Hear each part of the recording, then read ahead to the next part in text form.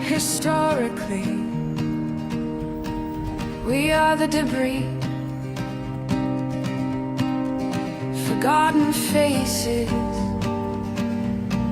never more to be. Instead of legends fighting for something that had no guarantees, living ghosts we chose to live and die as their worker bees.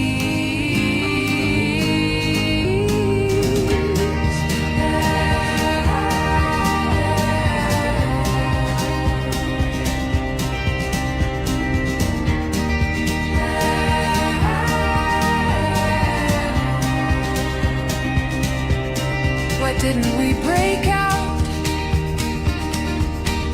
from their hide? Why didn't we follow our own sun to another life? Why didn't we scroll over all their flowers? Brothers and sisters, it's okay to be free.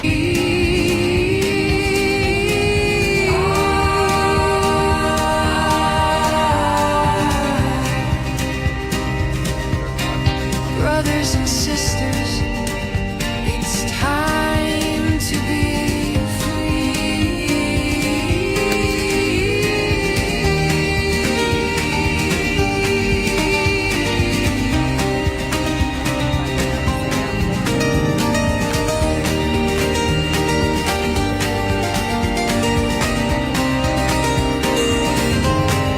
freedom of movement, freedom of thought, freedom to choose, freedom to talk, freedom of religion and association, freedom of the press, freedom to be you, freedom to be you,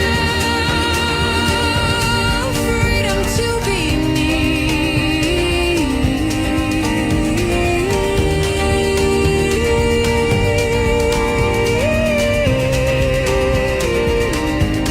I can feel your secret vibrations like our last fading song. It's time, oh, it's time to be free. I can hear your vibrations like a final human cry. Oh, it's time, oh, it's time to be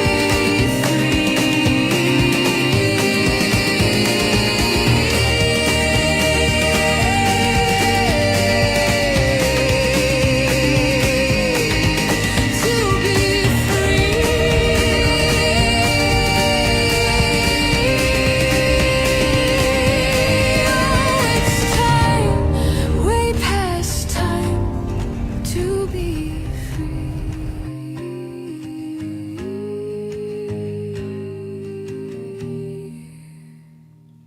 Big show tonight, Doc. Sure is. I love that intro. It's time Thanks, to be man. free. Well, we've got two guests waiting in the green room or whatever we call the little square below us. So I'm just going to get them in. First off, is hoping she can hear us. Is Rosie Marshall? I the can't relentless hear you. Rosie Marshall. Done it again. Okay, I'll cut you out and come back in. Hope for the best. I'll go back again. Okay. And John Ruddick. And all we have is a grey screen. Are you there? Can you hear me? I can hear We can hear The you. Honourable John Well, Ruddick. that's I can good. hear Well, you. We just that's can't something. see you. Okay. Now, I wonder Have you why got? that It looks would like the camera's facing the other way. Have you got the camera facing you? be. Oh, yes. I can hear How's you that? now. Fantastic. Okay, Don't okay, touch anything. We can hear you, Rosie. Here we I can go. hear you this time. Is that working? No, it's not. Okay. I apologise. That's all right. This is yeah, Cafe Life. check We're that well used to it. out. This is the perils of going live. What I might do, John, is kick you out and get you logged back in, and that might fix it up. Yes. That would be good. Okay, see ya. Happy Easter to everybody. And out now I there. can't hear you again. I can't hear you again. One more time. Sorry, Rosie. Okay. Happy Easter to everyone. I'm doing this on behalf of the King because he forgot, because he's too busy. He's too busy at a mosque somewhere, I think. And so happy Easter to all of you that believe in the Jesus, and I'm one of them. So happy Easter for that. I'll just bring in. Here he is. Can you hear us, John? I can hear you. I can see you. I can't see Fantastic. Rosie.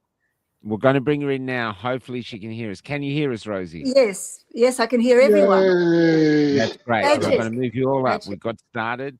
This might be an Easter thing. So thank you both for joining us. And John, we invited you in because Rosie said she met you at, was it a church, Rosie? No, we met at the Good Nights, Natalie Doomer's Good Nights at the Golden Sheaf on Wednesday night. But we've met before, John, haven't we? Yes. I've been a fan of yours for a while. Someone who speaks the same. Very mutual. Very mutual. I have to say, it's actually great. I actually love saying honourable with you because you're one of the few politicians that actually earns the word honourable. I'm sorry you are. Thank you, Mark. It's the rest of us. Not sorry, he's honourable. I'm glad the there's rest someone. of us plebs down here looking up just in disbelief at our politicians. It's so yeah. Can I ask you before we start, how do you keep not only your motivation up, but your spirits up when you're often dealing with what appears to a lot of people to be just madness?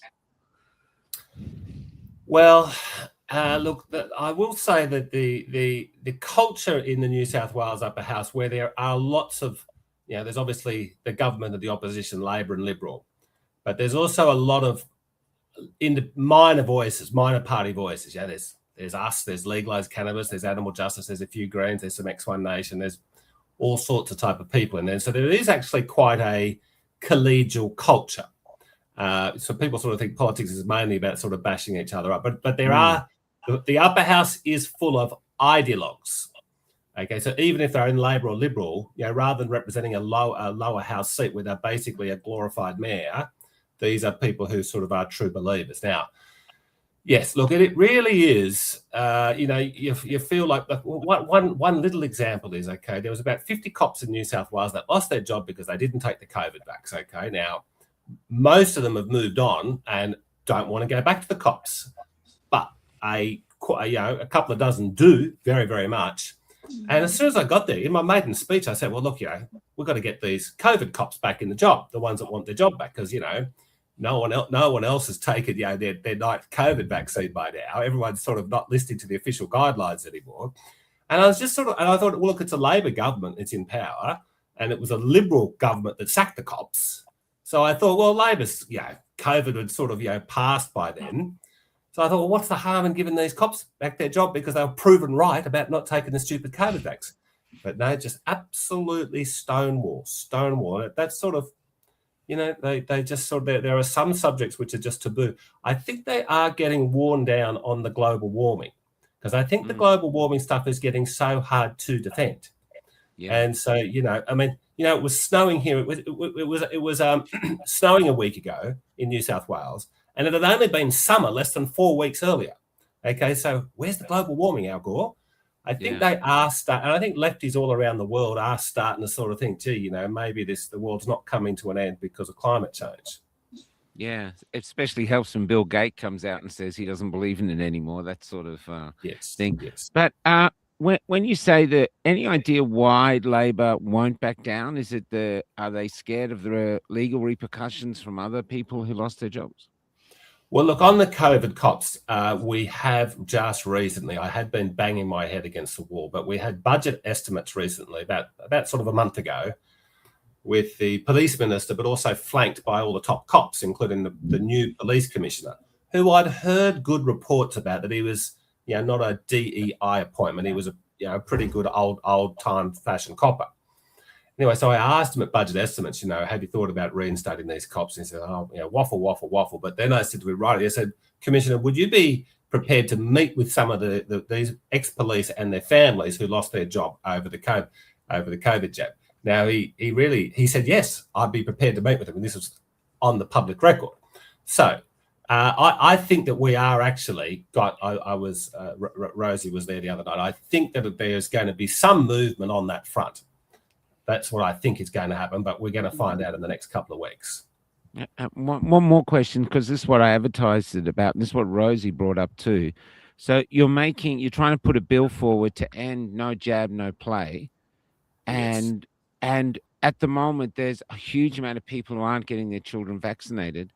Yes. Why are you doing it? And what are your chances, you think, of getting it through? Okay. Well, look, I'm doing it. Let's deal with why I'm doing it. Well, there would be two reasons. So firstly, I am a fairly radical libertarian. I'm very, very distrustful of the government. And I do not believe, and I'm a big supporter of voluntary choice, maximising voluntary choice in as many fields as possible. So therefore, I'm against it from libertarian principles, where we shouldn't say, no money for you, no benefits for you unless you get, 75,000 jabs for your children before the age of 3.5. Okay, so that's one reason why I'm against it. But the other reason against it is that in the post-COVID era, like a lot of other people, I am personally highly distrustful of pharmaceutical companies and government regulators, okay, when it comes to pharmaceuticals. Okay, so I'd never thought about vaccines before, before COVID.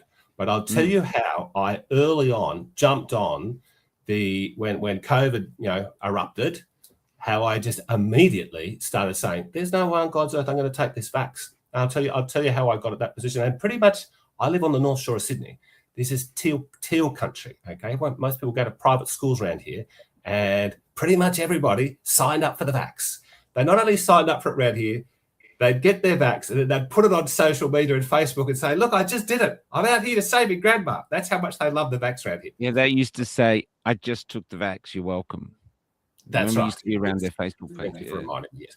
Now, I'll tell you, I had an unusual experience in 1998. What had happened was in 1996, so about 30 years ago this last month, John Howard won. And I was a bright-eyed, bushy-tailed young Liberal, very enthusiastic about the Liberal Party. We're all really happy that John Howard's won. I get a job, I'm 26 years old, I get a job with Ross Cameron, who's the new member for Parramatta. And I was an enthusiastic political staffer. Now, what happened was, in the electorate of Parramatta was the Australian, it might have even been Southeast Asia headquarters for a little company you might have heard of, Pfizer. And they were a huge employer. And this was they had like a bit of a manufacturing plant there, but it was like their big corporate office. And so as soon as Ross gets elected, we get a knock on the door. Yeah, there's three very, very, very well-dressed Pfizer executives. Oh, Ross, congratulations. We want to be your friend. Okay, great. Let's be friends. And they sort of said, look, Ross, if you ever have a fundraiser on, you might have Alexander Downer come down or Peter Costello come into Parramatta to give a speech, we'll take out a table. We'll pay top dollar. We want to be your friend. And so they were our friends for a couple of years. And I was sort of delegated in the office to sort of manage the relationship with these guys. Now, then after 2 years, of them taking us to nice dinners, getting along well, having beers. Then after 2 years, they said, John, would you like to work for Pfizer? And they were going to basically double my salary. And I thought, well, yeah, that sounds pretty good. And I was, still had very good relations with Ross Cameron. He's the president of the Libertarian Party. But Ross said, well, this is at the time, Pfizer was the 5th biggest company on earth. Okay, wow. In the top 10, half of them were pharmaceutical companies. Now they've been replaced by tech companies now. And Rosemary the other day was reminding me that I'm a massive fan of Ronald Reagan. But Ronald Reagan made a really big, massive mistake. Everyone's imperfect. Ronald Reagan in 1986, maybe 1985, he basically said, pharmaceutical companies can't get sued. Okay, I mean, it's not as simple as that. Not as simple as that, but it's basically said, do what you want. You're trying to help people. Well, we'll have a little bit of oversight of it, but basically you can't be wiped out by selling a bad vaccine. So then what happens is the pharmaceutical industry's just got the handbrake off. Bang. And so when they offered me a job, now they offered me a job in government relations.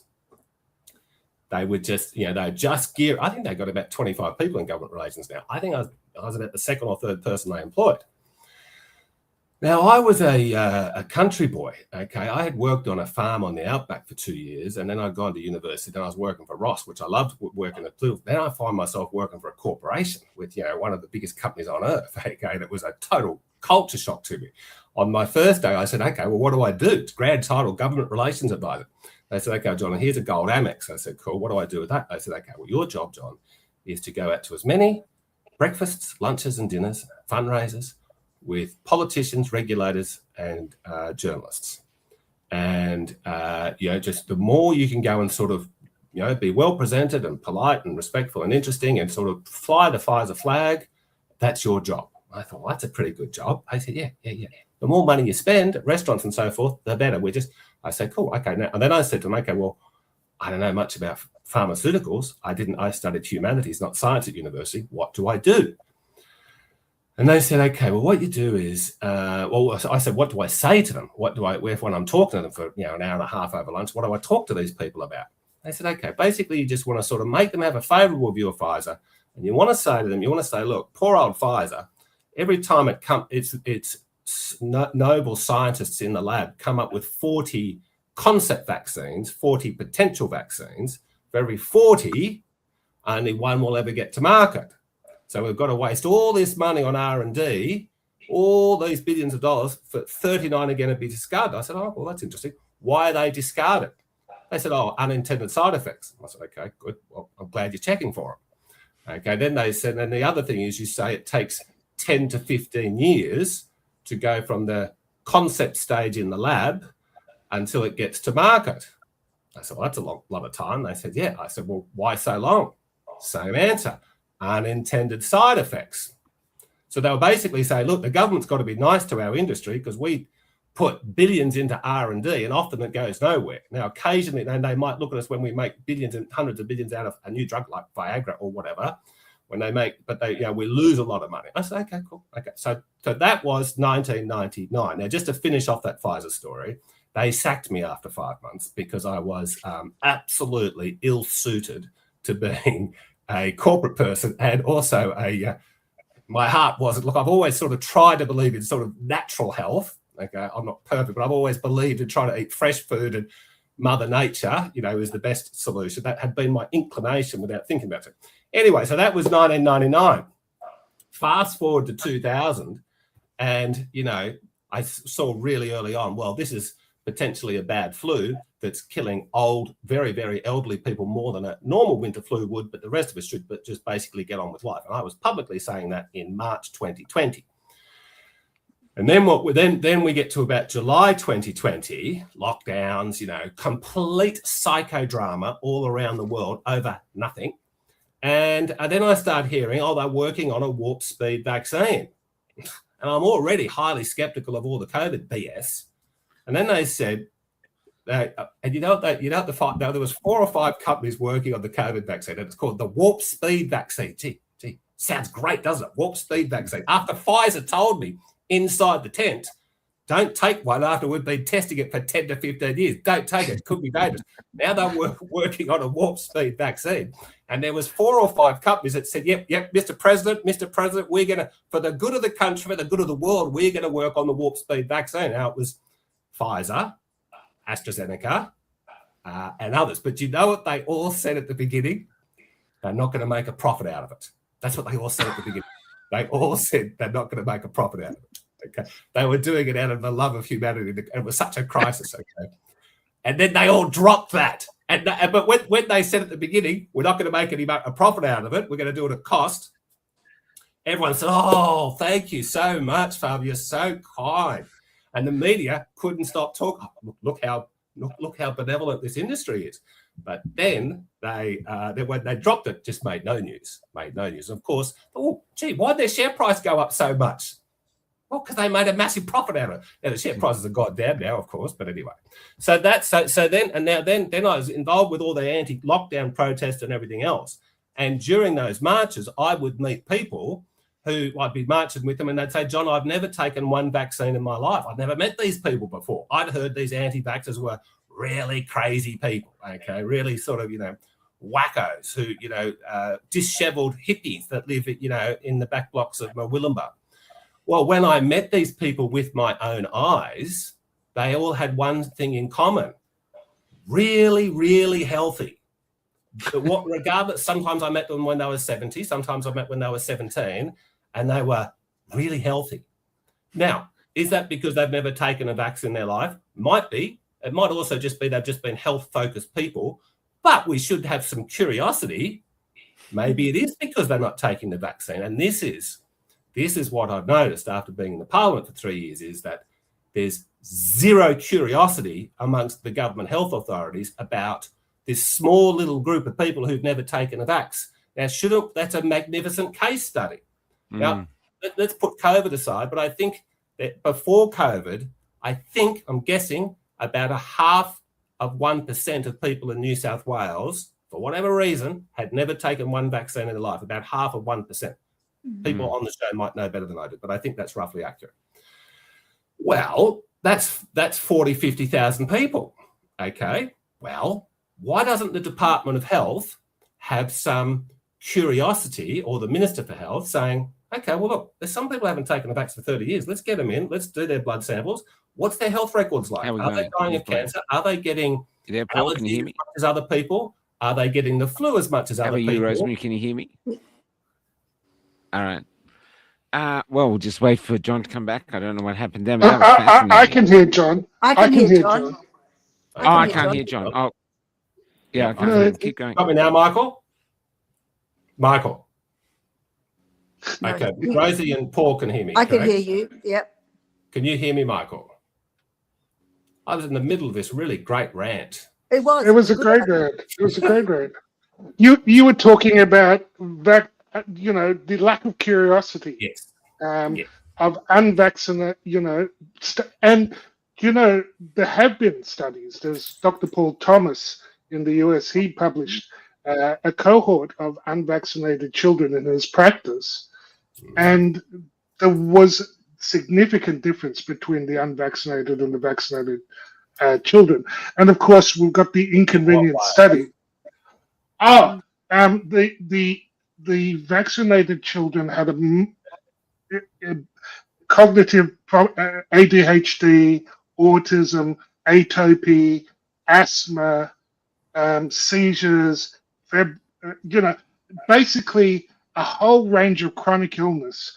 And I have published a chart from the paper. Now, so Paul Thomas and James Lyons Wheeler published the paper. This is just the data from his own practice. And within days, it got pulled off the journal, and he lost his ability to practice. And it's not because the data was wrong; it was because it was inconvenient. And now, of course, we've got the paper from the Ford Zervos, which shows the same thing. It shows the same thing, and there are actually multiple series now that show the same thing, that the unvaccinated children have much less chronic disease. So they really should. This is negligent that they're not looking at it, and this pattern of coercion, lawfare, and censorship is very real. And so it's a willful blindness, I would say, rather than a lack of. Well, I think there's so many billions and billions sloshing around. It just creates an enormous amount of incentive to just keep the current arrangements in place and not question the vaccines. Now, you would think that the government department called the Department of Public Health would be thinking about how can we make the public healthier every day. But it's very clear. They are thinking, how can we sustain the vaccine industry without it being ever questioned? And the fact that they've got no curiosity absolutely makes in my opinion, makes the onus is on them to prove why it's not evil what they're doing. Okay, because they don't want scrutiny. They don't want to be challenged. So every other time in human history, when a group of people have done that and they're hiding behind government protection, they've been the baddies. So yeah. I think that's my starting position where we are at this point in time, that they're the baddies and they've got to prove no, it's good. The good news is, since COVID, there's been a reasonably sharp reduction in the amount of people taking vaccines in general. But it's still high. But it has dropped off from what it was. So people, one by one, are waking up. Can I ask you, John, as a politician, especially in Teal country, how are you treated by the public and by colleagues with your anti-vax stance, and how did you weather that? I'm pretty sure they probably didn't give you a ticker tape parade. I'm just guessing. Well, look, because there's only one of us out of 42, they sort of think that I think that they generally think I'm a very ideologically pure oddity. And because it's, like with my bill to repeal this thing, they know it's not going to get up. Okay. Yeah, I understand. But it's they also know I've got 20 minutes where the whole Parliament's got to shut up and listen to me tell them why they're wrong. And that will seep into some people's minds. And then next Parliament, we'll do the same thing again. We'll just keep wearing them down with reality. And then also we can put it on social media, reach a wider audience. And so we are in a tough position, but we're going to make the most of what we've got, which is basically education, waking people up. And I reckon a lot of people out there are easy to wake up these days in the post-COVID era. Almost every person you speak to can tell you somebody in their family or their friend group who had a bad reaction to the bloody COVID vax. So, well, look at Rosie above us. Yeah. That's how you make anti-vaxxers. Yes. That's how you make them, by having an injured child, by having an injured partner, by having a dead friend. And unfortunately, that experience has gone viral, so to speak. And so the public is waking up. It's not our great arguments, I think, that have succeeded. I think it's the sheer volume of harm. And, the no jab, no play, that's a mandate. And what have we just experienced through COVID? One of the most heinous things was coercion.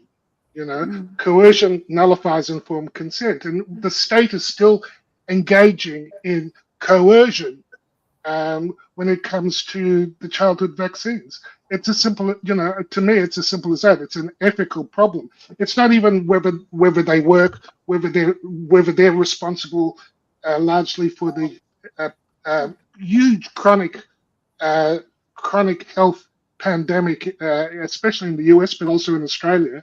But you're right. They should be curious. What is causing the deterioration and the terrible levels of chronic health in our children and in our population?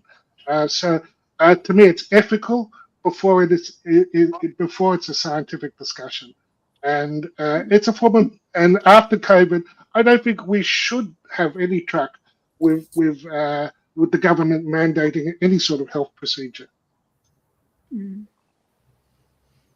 Rosie, what do you think? What are you seeing at the forest? You do the forest all the time. How are the people changing over the years? Are they still getting angry with you, or are they? No. Okay. No. Yesterday was at Shelley Beach, and the rained until 11 o'clock. Then the rain stopped, and we had a very good 3 hours of talking with people. And then at 4 minutes past 2, which was when we packed up, it started raining quite heavily again. So the sun shines on the forest, and we met some interesting people. But it was about a month ago that I was there previously at Shelley Beach, and I met a really lovely man and his son. His name was Tony, his son was Stefan, and he told me the story of Stefan. And Stefan was standing there quite thrilled to be talked about. Tony had these beautiful twins, fraternal twins, a boy and a girl, and they were babbling, playing with each other, looking at each other, interacting beautifully. Really lovely, bright, exceptionally bright children. He was a smart man. Anyway, he took them off for their childhood vaccinations. He ran to the schedule, and at 18 months, they were given their MMR. And almost immediately, I believe it was that night, Stefan started convulsing, having high temperatures. He had a series of adverse reactions, serious adverse reactions. And from that moment on, he was diagnosed as autistic. When the doctors, obviously the daughter had survived, because it's boys who are mostly affected by this. It does seem to be a larger proportion of boys are rendered autistic by these injections for some reason, and little black boys are the ones most affected. So the fact that they're giving Aboriginal children 3 more injections than white children does beg the question as to why. But anyway, that's a diversion. Back to Stefan and his father, Tony.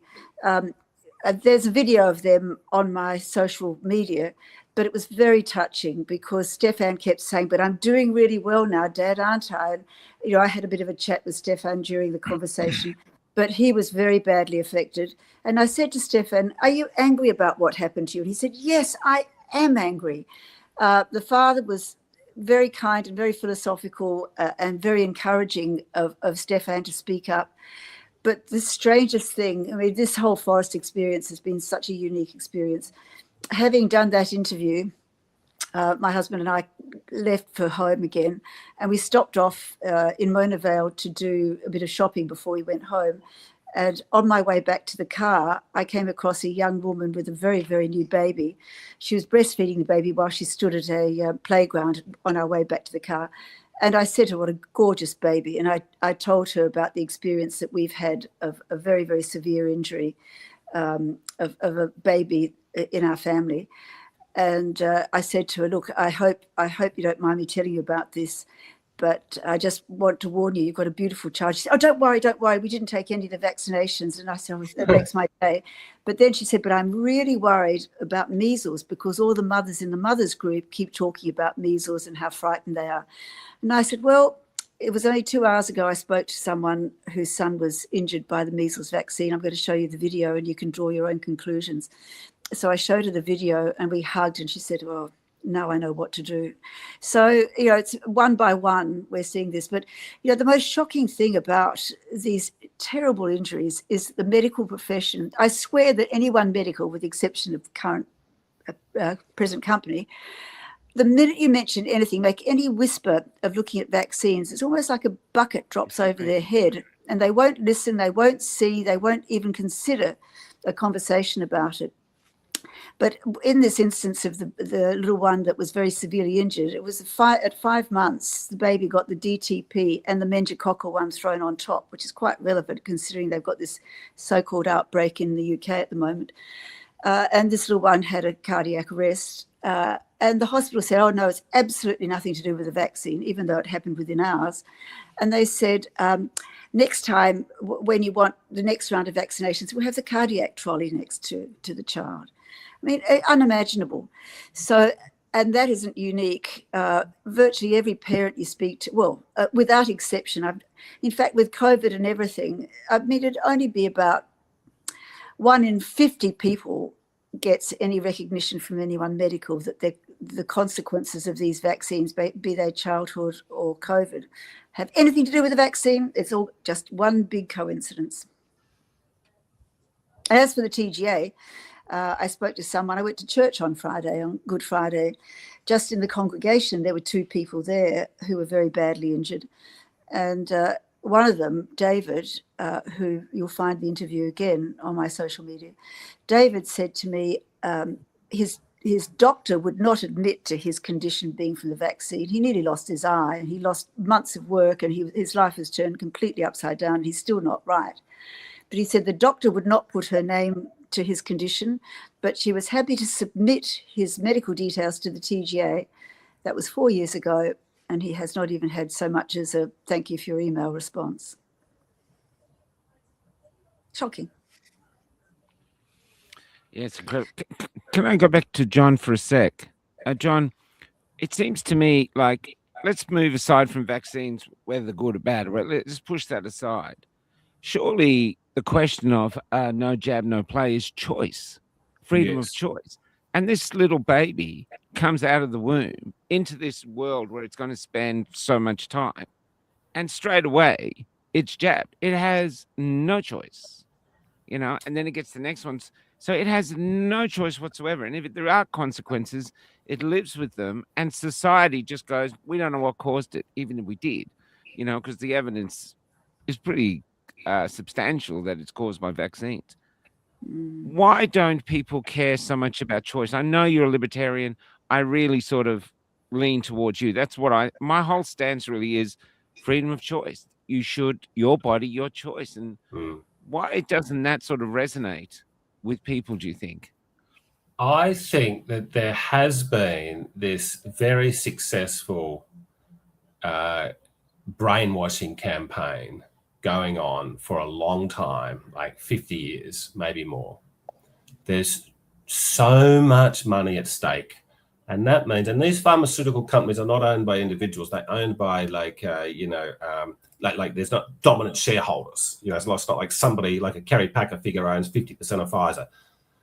It's all spread out on the stock market now. So who's really making money? I mean, if you own shares in Pfizer or whatever and they're going up, you might get a bit of a dividend, but it's not going to really change your life. The people whose life it is really going to change are the senior executives, the people who are, earning, $1 million plus and who might get a big bonus, might get $1 million bonus. Now, there's a lot of these people, okay, across the world, across the whole pharmaceutical industry, and these people are heavily incentivized to keep the whole thing going. And so they don't make the argument that people with concerns about the vaccine industry are wrong. They make the case that they are evil. And so there's no point discussing it with them. And that was basically, with prior to COVID, very, very few people were in that very fringe group who were saying, well, I'm not so sure about this. I think in the post-COVID era, that is a growth stock, the people who were having their doubts about the pharmaceutical industry.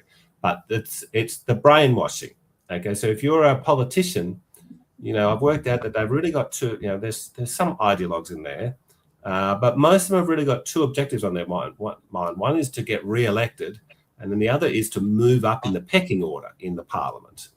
So, if you're a new member of the Labor Party, you've just arrived, you're sitting and you're, young in your early 30s and you think you're pretty hot. You might have been the president of New South Wales Young Labor. You think, I might be the premier one day. So I just got to keep moving up the ladder. Every time there's a reshuffle, I want to move up the ladder.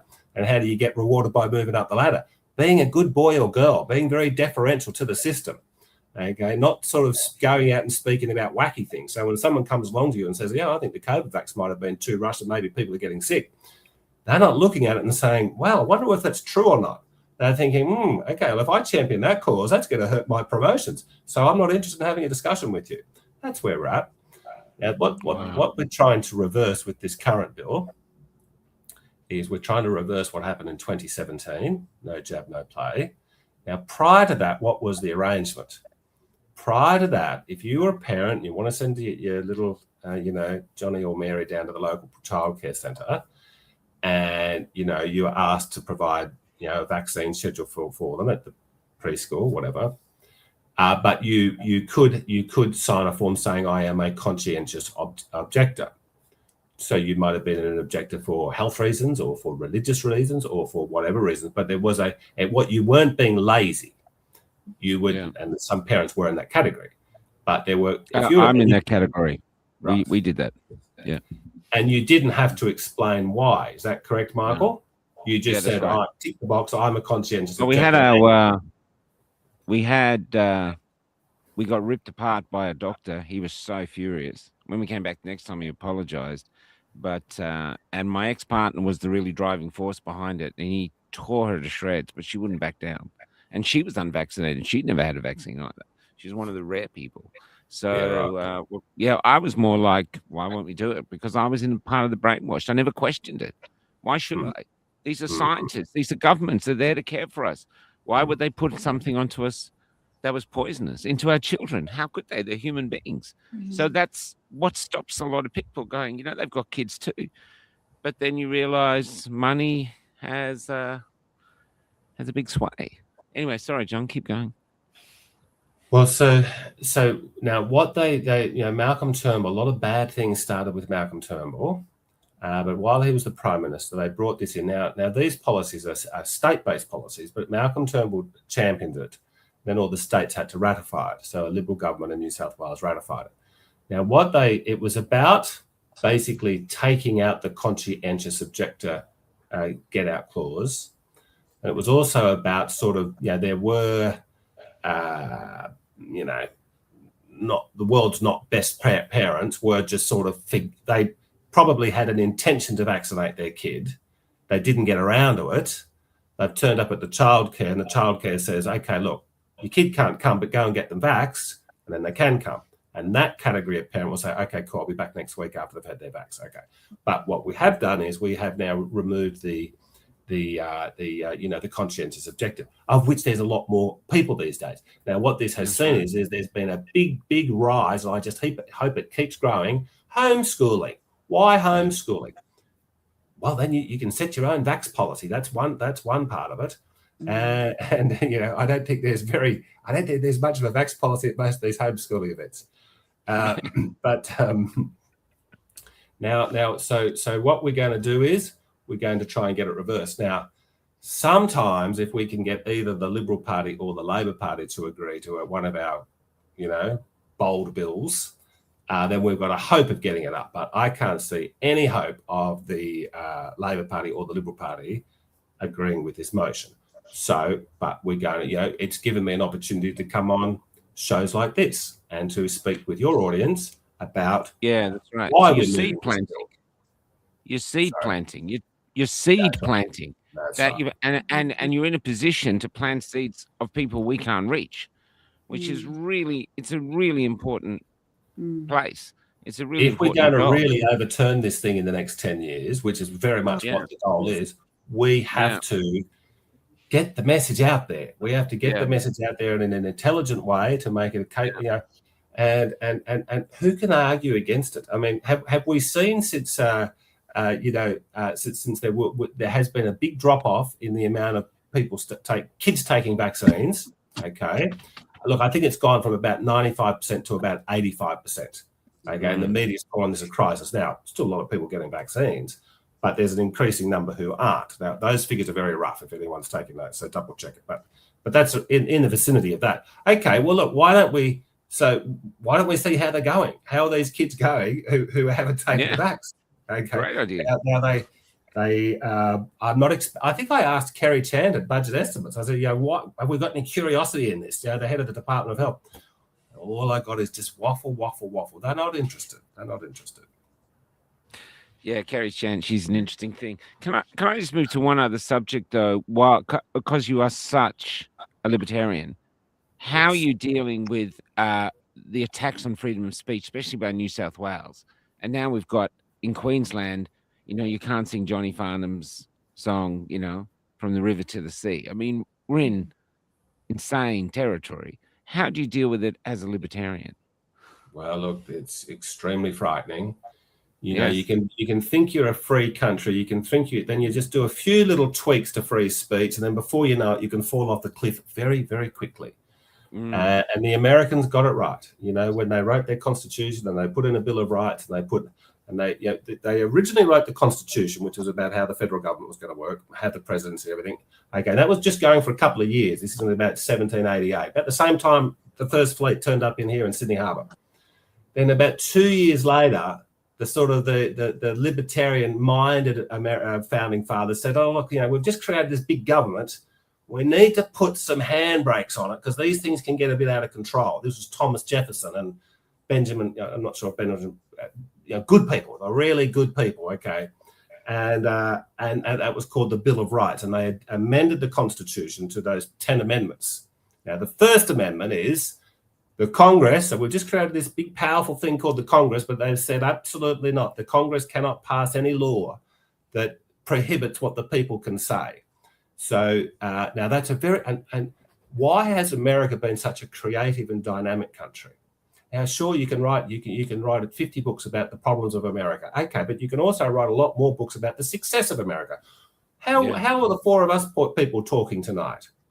I think Michael's in Western Australia. We're not in the same room. Magnificent technology invented by the Americans. Okay, but we could have someone here in Russia or Belgium, and they just feel like they're in our room. Who put man on the moon? Who built the internet? Okay, and modern air travel, and America's been a really great country, and I know I'm often critical of them. Okay, but they're very creative, and that's because the people walk around knowing that I can think whatever I want.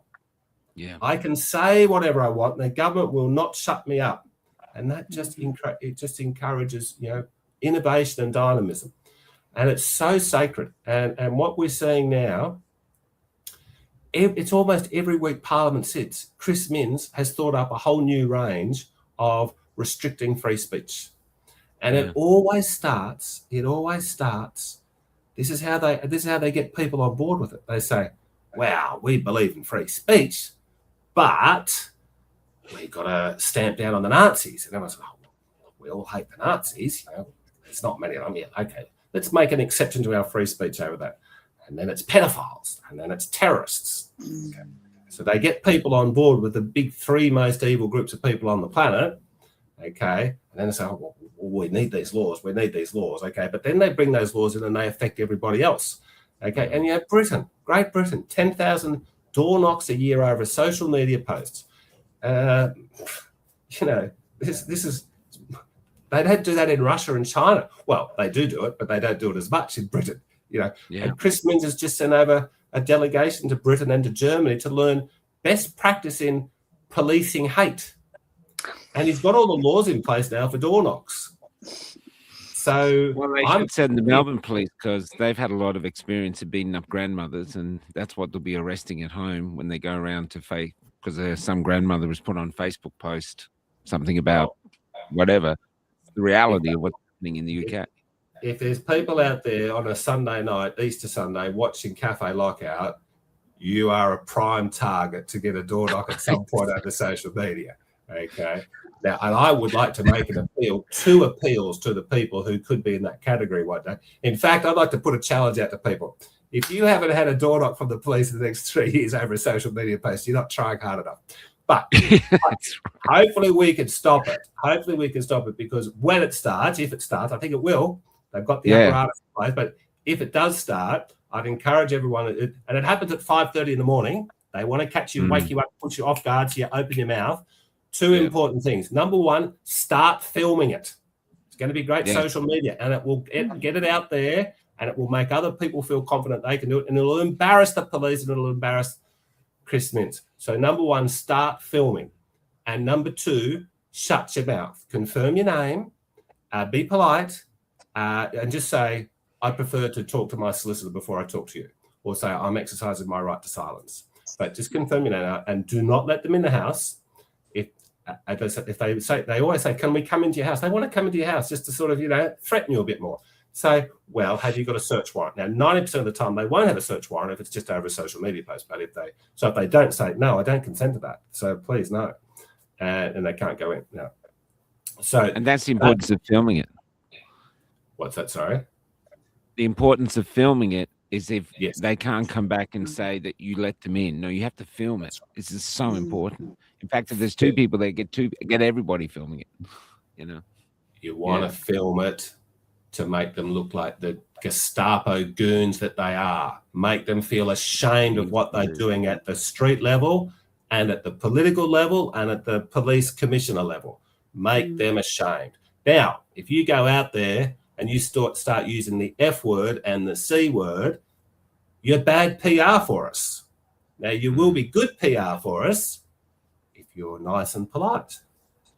Okay, but you don't have to say much. So nice and polite to me, you just have to say, "Yes, my name is John Ruddick." And they'll say, "Did you say that social media post?" And you know what, everyone, because you just woke up at 5:30, you're going to think, "Am I dreaming? There's 3 cops at the door over my social media post." When you were drinking last night at 1:30 and you had a bit of whiskey and you got into a fight with your second cousin. And then you start saying things that you regret, okay? And then the cops come around, and the first thing you're going to want to say is, "Oh, look, that was my cousin. We were half joking. I'd been drinking a bit. We'd been arguing about it before. He said worse things than me." Okay. All that is going to get you in trouble. Just don't say anything. And they'll usually just go away. If you say nothing, they'll just go away because they've got no evidence. Now, so that's what I Can you believe we're having this discussion in 2026 in Australia? And we have the Honourable John Ruddick on here, senator in New South Wales, teaching us how to protect ourselves from the government. And if Albo had his way, there would have been hate speech laws across the country. Absolutely. I mean, right now, if there are like these betting stores, you know, the TAB, they should be having a running bet for who of us gets arrested first. Who in the freedom community is going to go down with that? Is it Rosemary Marshall we're going to see, you know, led into the divvy hot van. shop? Yeah, in the divvy van. Is it Paul? Is it? Are they going to? You know, every time I go live now, I think, is this it? Is this it? And I've actually been quite obnoxious sometimes on purpose just to see what they do. You know what I mean? And but here you are waiting for it, and there's talk of it everywhere. I mean, Jacinta Ardern basically, if you break down what she said free speech is like a weapon of war. And the only way to protect it is with censorship. I mean, that's basically what she said. That came here and came out of her mouth and kind of made sense to her. And the only way it makes Remember when she said in the middle of COVID, if you hear something about COVID and it's not from the government, you know, it's not the truth. We are your only source of truth. That's how these people think. You know, Mark Latham often makes this point in Parliament, that if you go back to the 1950s, the 60s, and the 70s, who was championing free speech back then? The left, because the left weren't in power. And who was getting tapped by ASIO? Who was getting door knocked by intelligence agencies and things? The left was, okay. Communists and people who were associated with communism, okay. And, you know, some people might say, you know, well, we can make an exception for free speech. Yeah, but Robert Menzies tried to ban the Communist Party, and he was a great prime minister.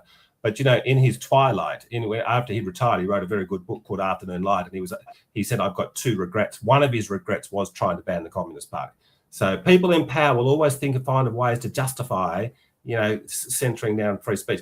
But now all around the world, the left runs the world. They run the European Union, they run the culture around the world, and they're running Australia at the moment. And so Albo's just up there. He just says, he just openly says, I don't like social media. I you know, all the terrible things being said on social media. He said at the National Press Club the other day, I like the old days when we just had 3 TV stations, 3 radio stations, and 3 newspapers. Well, Mr. Prime Minister, they all said the same thing. And now little machines come along called the internet. And people can say whatever they want. And yeah, a lot of people say a lot of crap on the internet.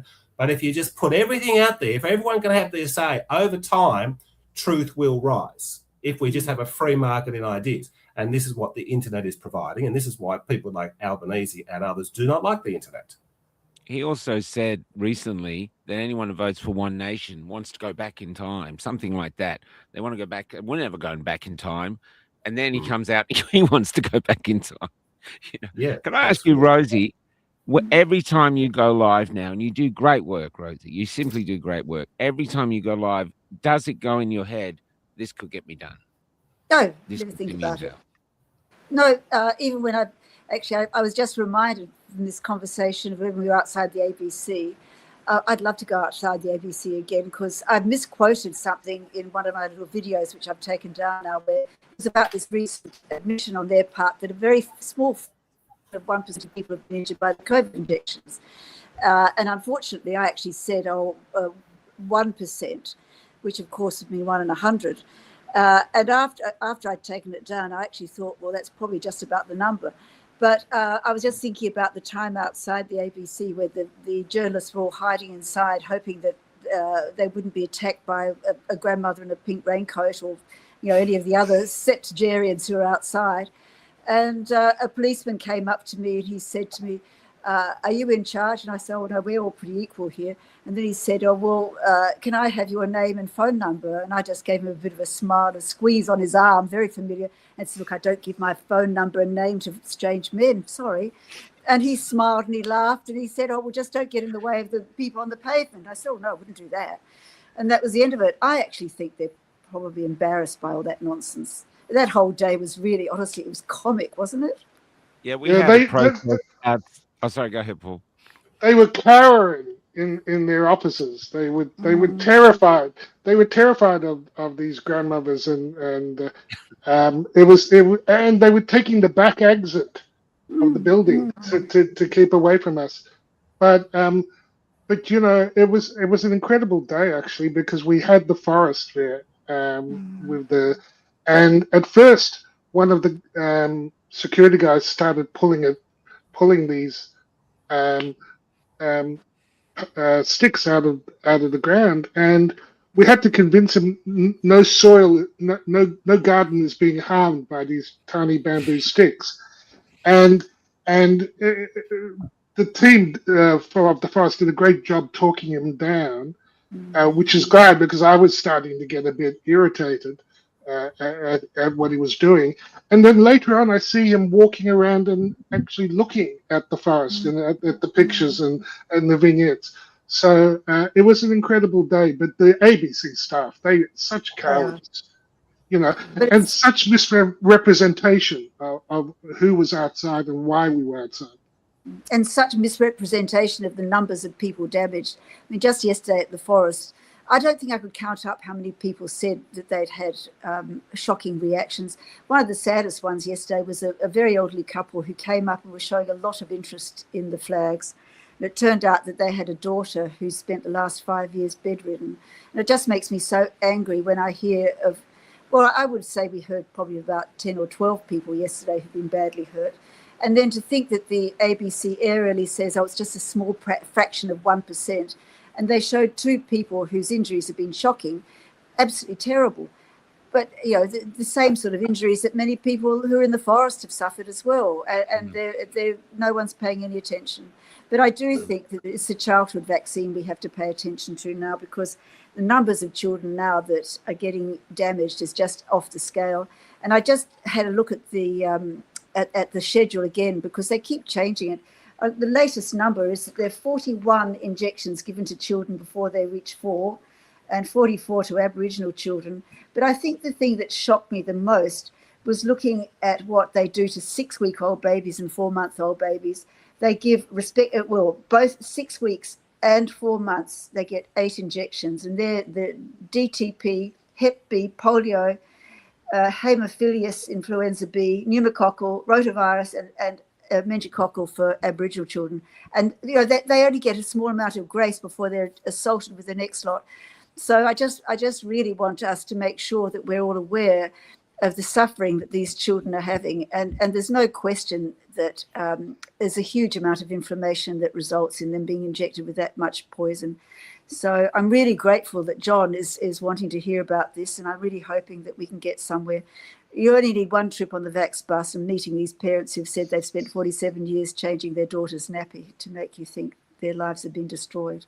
So, Rosie, have you noticed how, Rosie and John, have you noticed how recently there's been Current Affair, ABC has had a show on COVID vaccine, and I noticed it's not just Australia. There was a recent report I saw out of America where again they were talking about the COVID vaccine injuries, and so it's very interesting. But you know, I see them as propaganda organizations. So I'm asking myself, well, why now?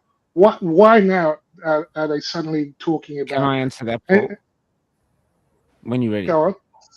Well, my theory is that all the reports they mentioned, 5,000, the magic number, because they're anchoring on the idea that, only 5,000 people were badly trashed. And yes, the process was Byzantine and Kafkaesque, and they had to wait perhaps years to get a judgment. But so what they're doing is it's sort of like they're focusing on those details to limit the scope, because it's way more than 5,000 people have been injured in Australia, and you see they can cope with the liability of 5,000 injuries. They wouldn't be able to cope with the liability of 500,000. You know. It's more to the point. Well, I think, can I just say, just quickly, I think the one thing that is the thorn in Pfizer's side, the thorn in the government side, is this: a mobile phone. Because we have X, Instagram, all the others that put up, because we're in a propaganda war. I mean, it's propaganda constantly. I was talking to a young person the other day. She said her young people, they're not interested now. They're not interested in the war. There's some new virus, new variant, cicada. They don't talk about it. They don't care because they're just being fed fear from this propaganda, army, and they've switched off. It's not bothering them anymore. And one of the things I think why Pfizer now is allowing these interviews to go ahead on ABC, and obviously they've got permission, is because they're trying to, they realize they have to do something. They can't just ignore it because, Rosemary, you're doing it, but every time I get on Twitter, there's someone else, there's people dying everywhere. There's huge questions now, people watching it. It's got to a point they have to address it. And so I think they're trying to address it softly, that way. And what are your thoughts, John? I'll come back, Rosemary. Look, it is an interesting phenomenon that, yes, Paul, Dr. Oosterhuis is correct. It's not just in Australia, that there has been corporate media having a, reasonably critical look at the vaccine industry. Okay. And we must acknowledge that that is good news. Now, before COVID, the left was quite skeptical of the vaccine industry. They were. It was a left-wing, like you go to the Greens and stuff, they used to hate the pharmaceutical industry. And they used to be skeptical of them. Now, then what happened during COVID, then there's sort of the hard left, because it was a big part of COVID in 2020, I believe, was sort of about undermining President Trump. The left had got so worked up about President Trump being, this threat to the world and everything. Well, they might have been right now with Iran, but anyway.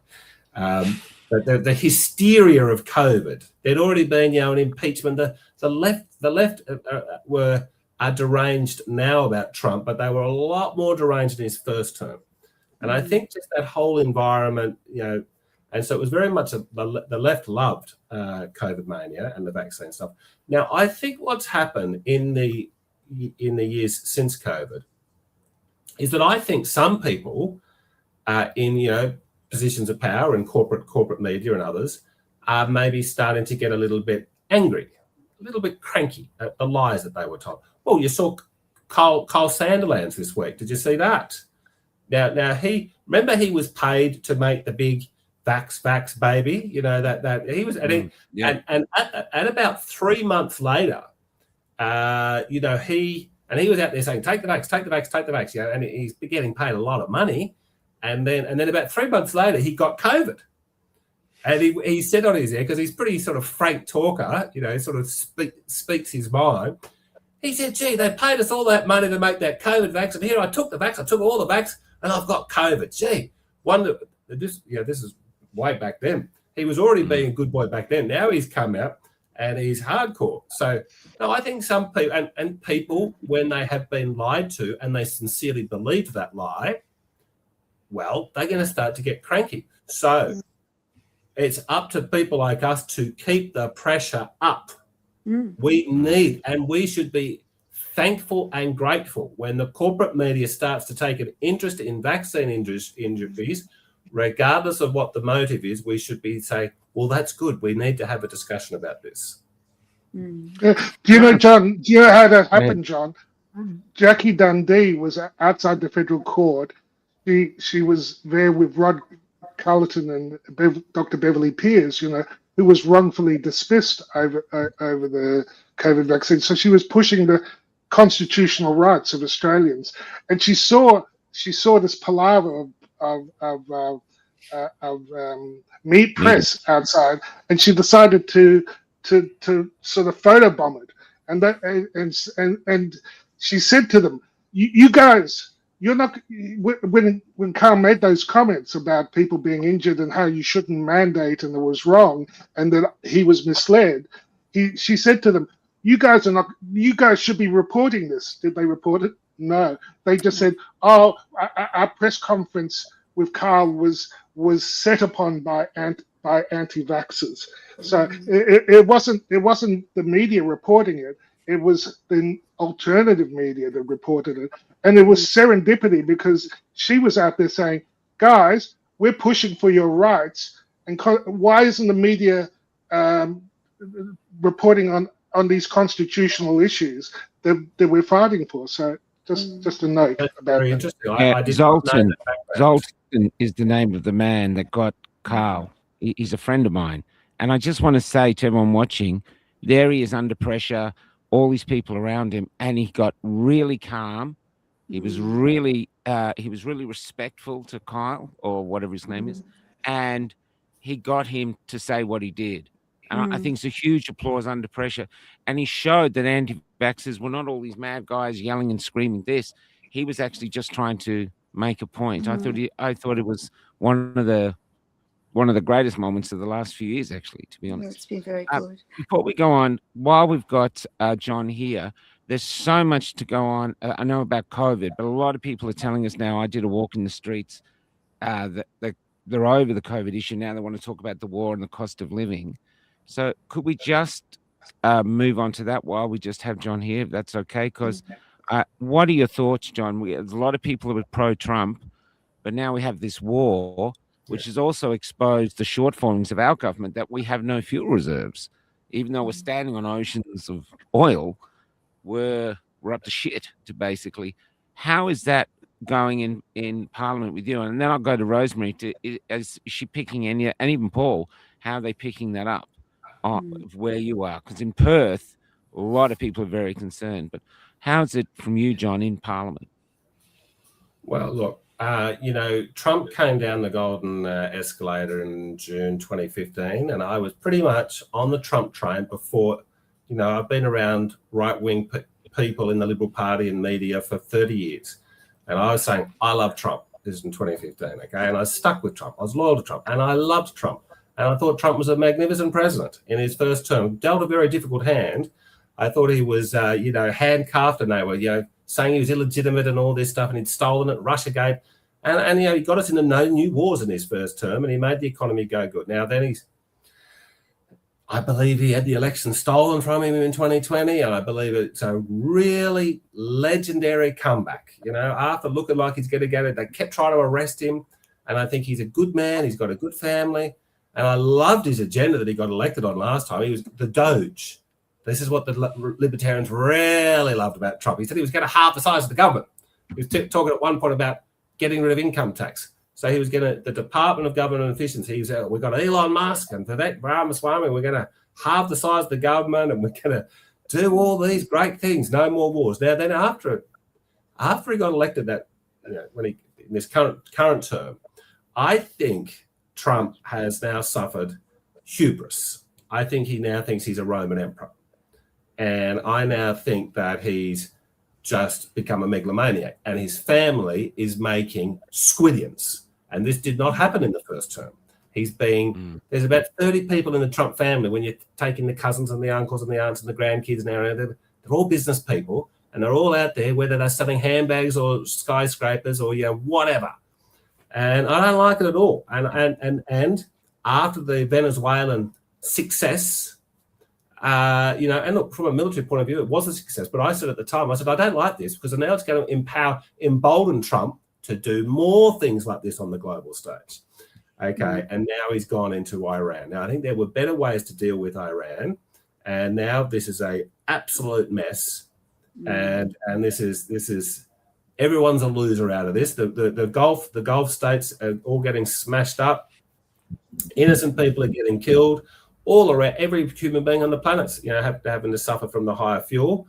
And this is what Trump told us he's not going to do. And now he's been, I believe, tricked into it. So, yes, I am sadly off the Trump train. I think that we should always be grateful to Trump and remember what he once was. I mean, I've completely given up on him now. But I think we should be grateful that he did make the anti-war right, which I proudly belong to. Anti-war has usually been associated with the left. No, I am anti-war right, like Tucker Carlson. Okay, a lot of good people, a lot of smart people in the US these days are very anti all these regime change wars. I'll tell you who else is very against these regime change wars. Western soldiers that have gone and fought in them, whether they're American or Australian, and they've been over there in Afghanistan, and Iraq, and Libya, and Syria, and soon to probably be Iran. And they are the really great people, Australians and Americans, and they do not like these wars, and they can see through it. So we should be grateful for Trump. And look, I support what he did in plugging the southern border. All the criminals from Guatemala and Honduras were just walking up, coming into America. The Democrats were encouraging it because they were importing new voters. It was as simple as that, bringing in criminals to. Okay, so Trump ended that. Good. Trump comes out and says all the global warming stuff is just, he says, BS. John Howard and Tony Abbott knew it was BS. They didn't have the courage to say it was BS. Trump said from the beginning, it's BS, it's garbage, it's making it up. And he's terrific on that. He's terrific on all the transgender psychodrama and all the woke stuff. So, yeah, I still love Trump. Okay, but I mean, I remember what Trump was, and I don't like what Trump's now becoming anti-free speech. We were talking about free speech before. He's now becoming anti-free speech. So this is what happens. The government, high office, corrupts people. This is why the really radical libertarians believe we can phase the government out entirely over time. Okay? People think, oh my God, it'll be anarchy. It'll be anarchy. Okay, well, look, let's not have that. Maybe we can come back on for another Sunday night, Michael. I think that's an interesting discussion. I just want to hear. We could do it over 50 years, but the really radical libertarians say it's necessary because even when you get someone good like Trump, they get corrupted. Okay, and now with our favourite issue here, vaccines. If there was no government, how would we handle the regulation of vaccines? Okay, I'll tell you how we do it. And this is how we should do it even with the government. At the moment, to get a drug approved for sale in Australia, you have to get approval from the TGA, the Therapeutic Goods Administration, which is a government body. Okay, now it's funded by the pharmaceutical industry about 92%. But we'll put that little fact aside. But to get a drug approved, you have to go through one little forum, okay, which is run by the government. Okay, now, if the Libertarians were in power, what we would have is we would shut down that government department and we would encourage the rise of a competitive market of about 4 or 5 companies. And these would be like rating agencies. Okay, now let's say me and Dr. Oosterhouse started Ruddick Oosterhouse Pharmaceutical Rating Company, where we would say, look, we're the best pharmacists in the world. We're the smartest pharmacists in the world. We know what's good for you and what's bad for you. And we personally, under our, people pay for our advice. And we would say our advice is take that one, but don't take that one. Now, then there might be another company, the Michael Griffith Rating Agency. They might say, no, we don't agree with John and Paul. We think that you should take that one. Well, look, Rosie probably say, no, don't take any. But let's, just for the theory, let's put that aside for a moment. Okay. Under this process, Rosie, we might all end up taking none. Okay, this is the way to bring it about. If we have competitive rating agencies that say, no, well, we think that one's fine, but that one's not fine, and then people would say, okay, well, look, when Ruddick and Oosterhouse make a recommendation, they've got a very good track record of picking what's bad and what's not bad, and then your rating agency would learn from ours. And so rather than having a big, powerful, central, I know everything, if you don't obey with me, you get stomped on. If we had like a competitive market of these rating agencies, now what could easily happen then, Rosie Marshall, is that all those rating agencies could eventually, no one could be prepared, might get to the point where no one is prepared to endorse these vaccines. They say, look, I'm not going to risk my reputation on it. Mm-hmm. That can't happen at the moment because it's the bloody government that doesn't get any competitive pressure to be delivering the best result in terms of the best healthcare for people. Mm-hmm. Mm-hmm. John, do you know what the missing ingredient is? Independence. No. There needs to be You see, you said, like TGA 96% funded by, you said 92, I think it's a bit high, but it's a high number funded by farmers. So they're not independent. No. When you're getting paid by the same entity you're regulating, and they call it conflict of interest, and they try to remove that. You've got to remove that, and the way you remove that is by allowing truly independent review and transparency of data. And one of the issues we've had with the COVID shot, I don't call it a vaccine, I call it what it is, a synthetic gene injection. The problem is that there's been no transparency.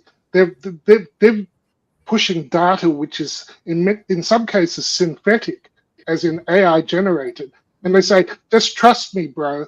We're good, but they don't make the actual data, the raw data, available for things. So rather than just rating, the key thing is you've got to remove the corruption, because as I often say, conflict of interest is just a polite way of saying corruption.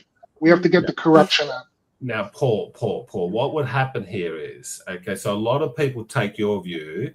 I agree with everything you just said. There is it's like, oh, you've got all the ingredients for a massive conflict of interest in what's happening at the moment. And people say, well, the system's not wrong. We just got to clean it out and get better people in there. No, we say it's not the people. The system is going to always deliver a perverse outcome. So we should have competition. So you could assemble, like if there was no rating agencies in the world, let's say God spoke from heaven and said, thou shalt, 11th commandment, there shall never be anything like the TGA, but everything else in the world is the same. Now, what would happen is then you might get the best 10 chemists in the world who say, look, we've started this rating agency and we're going to look into it better than anyone else about whether these medicines are good or bad for you. Okay, and then it'll be competition, and that's how we will get the truth. Because those rating agencies, if they keep making bad recommendations, they'll go bust, they'll go bankrupt. If the TGA keeps making bad recommendations, they just stay in business. Nothing touches them. Yeah, there's got to be accountability. There's no accountability, and this is a bit of a hot button issue for me at the moment, because they finally did get a ACIP committee in the US, under Robert Kennedy Jr. And the meeting that the federal courts scuttled by saying that the people on the ACIP committee constituted by RFK were not qualified. The papers that were due to be presented were mind-blowing and would have changed the world, and the world didn't hear it. Yeah. And the ACIP committee wasn't that they were unqualified. That activist judge got rid of the most qualified ACIP committee that they'd ever seen, the one with the least conflict of interest, and I'm really disturbed that that's happened, because the danger is that they're now going to reconstitute with a corrupt and conflicted business as usual committee, and one of the big tweets of the week, John, was the FOIA looking at the batch data, and the government provided 70. I won't say the exact 78. Number, okay, you've given away 78 pages of black ink, of black ink. Yeah, all redacted. Yeah. So no transparency. No transparency. Yeah. So this is out of the Commonwealth government or the American government?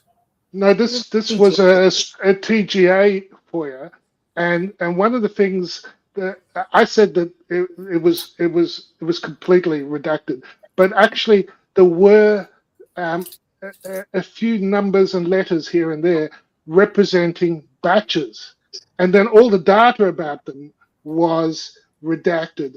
And Sharon Cousins, who we know, said, actually, we know this batch really well. And she talked to people who were affected by it and said, yes, this was a killer batch. Did the government respond by giving us the data that responds to that batch? No. So this is what I mean. We've still, the lack of transparency is a real problem. And the batch data was something that I raised a few years ago in New Zealand when I met with Barry Young and had a look at the New Zealand pay per dose data. And that was one of the interviews I did with him. We were talking about the just mind-blowing variation in the batches that they were seeing in New Zealand and say this can't be a safe product. With this, it can't conform to safe manufacturing practices. The government beat down his door, arrested him, threw him in jail, is engaging him in lawfare, and went to remove all the copies of the interviews off the internet, under legal force to silence. So this is batches for you. Just the question of, was this a uniform product? Was it manufactured in the way that we would expect? And it clearly wasn't. And this is what I mean. Those black pages is the antithesis of transparency. We need independence and transparency. Yeah. What are your thoughts, Rosemary? Well, I was disappointed. My understanding is that the dismantling of that ACIP committee means that the Hep B, which they were going to suggest shouldn't be given to babies, if it was off the vaccine schedule for children, it would have left them open for prosecution for malfeasance or bad outcomes. So the fact that that whole thing's been thrown back again means that Hep B also has been thrown back. That's my understanding. But it's just so upsetting to think that Robert Kennedy might be losing ground and completely ignored. The whole thing was completely ignored by the New South Wales Health. I mean, I keep looking at what they're recommending, and they're still pushing all these injections. It was completely ignored, the suggestions that were made in America, and I think they've kind of been dismissed now, is my understanding. I'm hoping that they'll be reinstated. You did say before about my impressions about how people are taking the news, and when I'm mixing with young people, I'm sorry I'm going back a bit, but I'm quite. No, you go. I've been speaking to a lot of youngish women, and one in particular today I had a chat with. She's 35. I don't think they're taking a lot of notice of what's happening in the wider world, other than the fact that they are suffering financially and they're very conscious of the cost of everything. But the subject that seems to dominate them is their infertility. And I'm hearing a lot about infertility. And I think it's worth mentioning because it's a very touchy thing. These girls who have taken the Hep B vaccine, this particular girl I was talking to was one of the first to take the Hep B. Sorry, I'm saying the wrong thing. I mean, COVID. Gardasil. Yeah, sorry, I'm hooked on Hep B. No, she was one of the first. Well, you got a lot to pick from. Well, she was one of the first, and she's 35, so she was in about year 9 when this happened. She was saying out of 190 girls in her class, that 10 of them have had problems with their fertility. Sorry, let me just make sure I've got this. She said she got a high-grade squamous cell epithelial lesion, which was operated on when she was 15. And 10 other girls that she knows of, there could have been others that she knows of, were equally affected. But 50% of her school friends seem not to be able to conceive, and it's a big subject with them. But also, tragically, out of her year group, 2 of her friends lost 3-year-old children to leukemia, and that was just recent. So, we're hearing the same over here, Rosemary. Yeah, so I just didn't want that to go by the by. That is a big issue. I think this is really important. I think this is important of a campaign. So, I'm talking about Gardasil, so I'm sorry I kept saying Hep B. No, but it still is. We've got infertile. I mean, I think was it you, Paul, who told me, or they're talking like 20, almost 24% or 25%. Australian fertility is falling off a cliff, and it's also gotten worse since the COVID synthetic gene injections, and speaking of record level data, there's the check data, and there are experimental models where they've shown that like 60% egg loss in mammals that were given the shot, and we're seeing nearly 1/3 less successful pregnancies in the vaccinated population on the check data. So that we're seeing fertility plummet, and we have evidence that I've been talking about for years, and it's being censored. It's with the Lighthouse Declaration did a roundtable with IVF experts and pediatricians from around the world, obstetricians, Dr. Kim Biss, who's a lighthouse keeper, who's lost her job on ASIP now because of what I was talking about. And we were trying to get the message out that there is a fertility angle to this, which is, of course, existential for our species. And it is being censored, it is being blocked, it is being attacked. So when you're over the target, this is what happens. And I'm a bit sick of it. Rather than the censorship easing up, even now that it's common knowledge, even now that it goes on ABC News and Channel 9 Current Affair, you better believe that the censorship is still thick and heavy. Amyloid clots are a subject that no one wants to bring up. Yeah, we've had mine, Hirschman and stuff. Yeah, no one wants to talk about them. He, one of the people who deals in this said that he did an autopsy on a newborn child that died from amyloid clots. So, and also the inadequate placentas, the calcified placentas. I had a chat with a funeral director the other day, and she told me the story of one of her fellow funeral directors dealing with a baby that had been born at 25 weeks because the placenta had been calcified and the child couldn't be nourished sufficiently. So the child was born early, and they gave it a Hep B shot, and the baby died. I mean, it's just beyond belief to inject a premature child. And Rosie, how many people did they study before they approved the Hep B injection? 147 babies for 5 days. 100, and they followed them up for 5 days, and then on the basis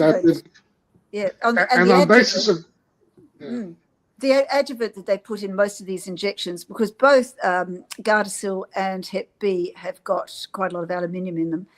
And I think it's 250 micrograms for a baby. Can you imagine that? I mean, you can imagine their brains getting inflamed with that. But Brett Weinstein and Toby Rogers had the conversation about the adjuvant, and they were just left spellbound and almost sort of not quite laughing at each other. But the adjuvant was tested on 4 white rabbits in New Zealand. 1 ran away and 3 died, so they put it in all the injections. That's the level. That's the level of evidence. That's the level of evidence, John. That your colleagues, and this is a shot that we give to babies. Welcome to the world. Here, studied on 147 kids for 5 days, and you started off saying, long term in Pfizer, you learned that you have to study these shots for 10, 15 years. Why? Because long term effects can take years to show up, and you can't speed up time. So, Paul, were you I mean, you and I got to know each other reasonably well during COVID, but were you a vax skeptic because of COVID, or were you already a vax skeptic pre-COVID?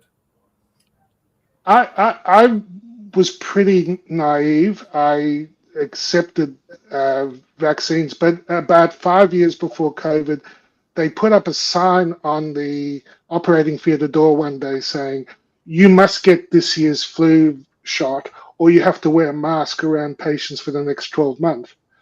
And I had a robust discussion with my colleagues. I looked at the Cochrane review on the flu shot efficacy, and it was really, really poor. And then I looked at mask effectiveness, and there were studies even then showing that, for things like influenza, it was not protective for healthcare workers working in A&E. So I knew that I had evidence. I came to them. I said, come on, guys, this doesn't make sense. Both the masking, which I saw as a form of coercion, and the reason I pushed back was because the year before I was a good boy. I had my flu shot, and I was sick for 10 days. I couldn't work.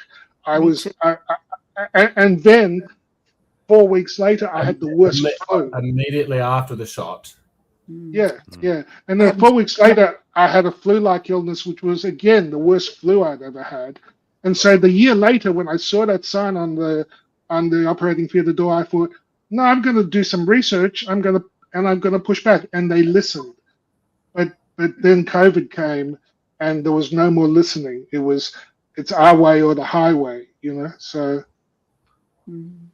John, can I ask you another question? As a culture now, we're in the center of a perfect ideological storm. We've still got the trans thing is ideological. Vaccines are the same. They're almost like religions. Climate change. And they are all, they are collapsing as we're watching, and yet still being supported by the government. And there seems to be an insanity, and there doesn't seem to be any hope anywhere.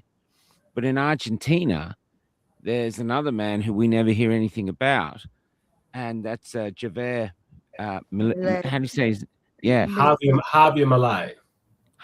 What are your thoughts on him and what he's doing in Argentina? We get so little news from there, just snippets in X. And if it wasn't for X, we'd be mushrooms living in the dark. So, what are your thoughts on him from a libertarian point of view, and what do you know of what he's achieved? There's really been nothing like it in the history of mankind. History began about 5,000 years ago. Now, we say there's prehistory and there's history. History begins at the moment where people start writing down events, and we can roughly work out what was happening about 3000 BC in Egypt and Mesopotamia. So we call that history. Now, there's never been a leader come along and say, vote for me because I don't believe in the government.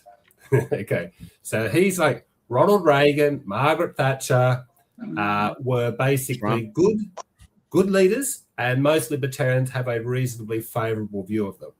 Okay, but they would say, look, government is good. We're just going to make it quite small. And it worked, The world got a lot richer and happier and more prosperous and more peace when the governments in the West were smaller, unlike the big behemoths they are today. But Javier Milei goes further than a Reagan or a Thatcher would. And they said, well, actually, you can prune it back, but it will always grow back like a weed. So here we are 30 years after the Reagan and the Thatcher successors. And, in the decade after them, the 1990s, a lot of wealth and prosperity, a lot of peace in the world in the 1990s. That's what came of that. But, you've had 9/11, global financial crisis, COVID, global warming on top of all that, crisis. Now the government's bigger and bossier than it was before Thatcher and Reagan. So the radical libertarians are right. Yes, you can cut it back, but you've got to uproot the thing, or it's going to just grow and grow and grow. So what happened in Argentina was, if you went back in a time machine 100 years ago, the living standards in Argentina and Australia were very, very similar. We have very similar climates, roughly similar population. They've got more, but they're very much a European settler society. Okay, so more people think of Argentina as a Spanish country, and Spanish is the official language, but the blood of the Argentinians is slightly more Italian than Spanish. And these are people that came out in these sort of around the same time. A lot of people came here for the gold rush in the late 1800s. Anyway, so it was a very wealthy country in the 1940s. Now, then what they did is they basically elected this president who was, we had Gough Whitlam for 3 years in this country. Imagine having Gough Whitlam for 60 years, okay, where you have a really big government, trade unions very powerful, a lot of government corruption, a lot of mates getting rich off the government, and entrepreneurs and business people leaving the country. And after 60 years of that, poor old Argentina was on its knees. And I was very grateful to be there for Milei's inauguration. And I walked around Buenos Aires for about a week. And, you can tell that this place used to be really, really rich, but it's now in decay. Now, if you walk around Sydney, around the sort of the Martin Place area, you just sort of, everyone, when they're there, they're really busy. They're rushing from one place to another. But if you stand and look at Martin Place and all the buildings down to Circular Quay, there are really beautiful old colonial buildings in Sydney. Okay, and Argentina, they're about twice as big, but unlike the ones in Sydney, which are well kept, the ones in Argentina are sort of rotting at the edges, and it's sad to see. So Milei came into power, and I feel like the average Argentinian just thought, everything's so bad, let's just have a Hail Mary and let's just give this guy a go and see what happens. Now, what he did is he basically overnight cut government spending by 30%. just shut down a lot of government regulatory departments and just cut, and let sort of businesses flourish without many rules. And people laughed at him. And this was just over 2 years ago he came to power. Argentina's got the hottest economy in the world. It's foreign investors are wanting to go in. Now, BHP is a country which has been synonymous with Australia's success. Okay, Broken Hill Proprietary Limited. It is now the world's biggest mining company. Still headquarters in Australia. It's still basically an Australian company. Probably its shareholders are 80% people in the US and the UK. I don't know, but probably. But it's still, BHP's been a big deal for Australia. Now, BHP had been weighing up to invest, I think, $7 billion in South Australia or in Argentina. And they made the decision a week ago they're going to put the money into Argentina. Now, I don't like that because I love Australia. Okay, but it just showed, and BHP said, well, look, you know, there's so many rules and regulations in Australia, and we can muck around for 10 years in Australia, and then we might get a mine. Or at the last year, after spending $2 billion developing the mine, you know, someone's going to come along from a bogus indigenous group and say, oh, you know, the blue frog's moth. He says that there's a Dreamline song over this thing. Now that can happen. It does happen. It's not going to happen in Argentina under Malay. So, and look, the good news is, poor old Latin America has been poor for, they've just been chaotic, and they have left-wing dictatorships and right-wing dictatorships and military coups, and you look at South America, and it's a very sort of naturally wealthy part of the world. They should be able to get, and the good news is, other people are starting to follow what Malay is doing in South America. So it's very, very, very. The guy El Salvador is fixed up crime. Absolutely. And they said the guy, 70,000 gang members, and it's gone. And he did it without a bullet being shot. And when they asked him how he did it, he said it was God. We don't know how we did it. It's like miraculous. That's what he said. It's incredible. And it's it's just a strange thing.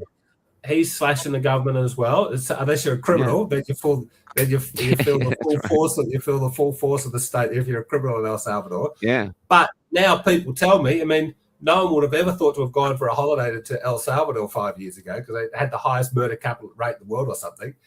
And now, apparently you can walk around, and it's extremely safe.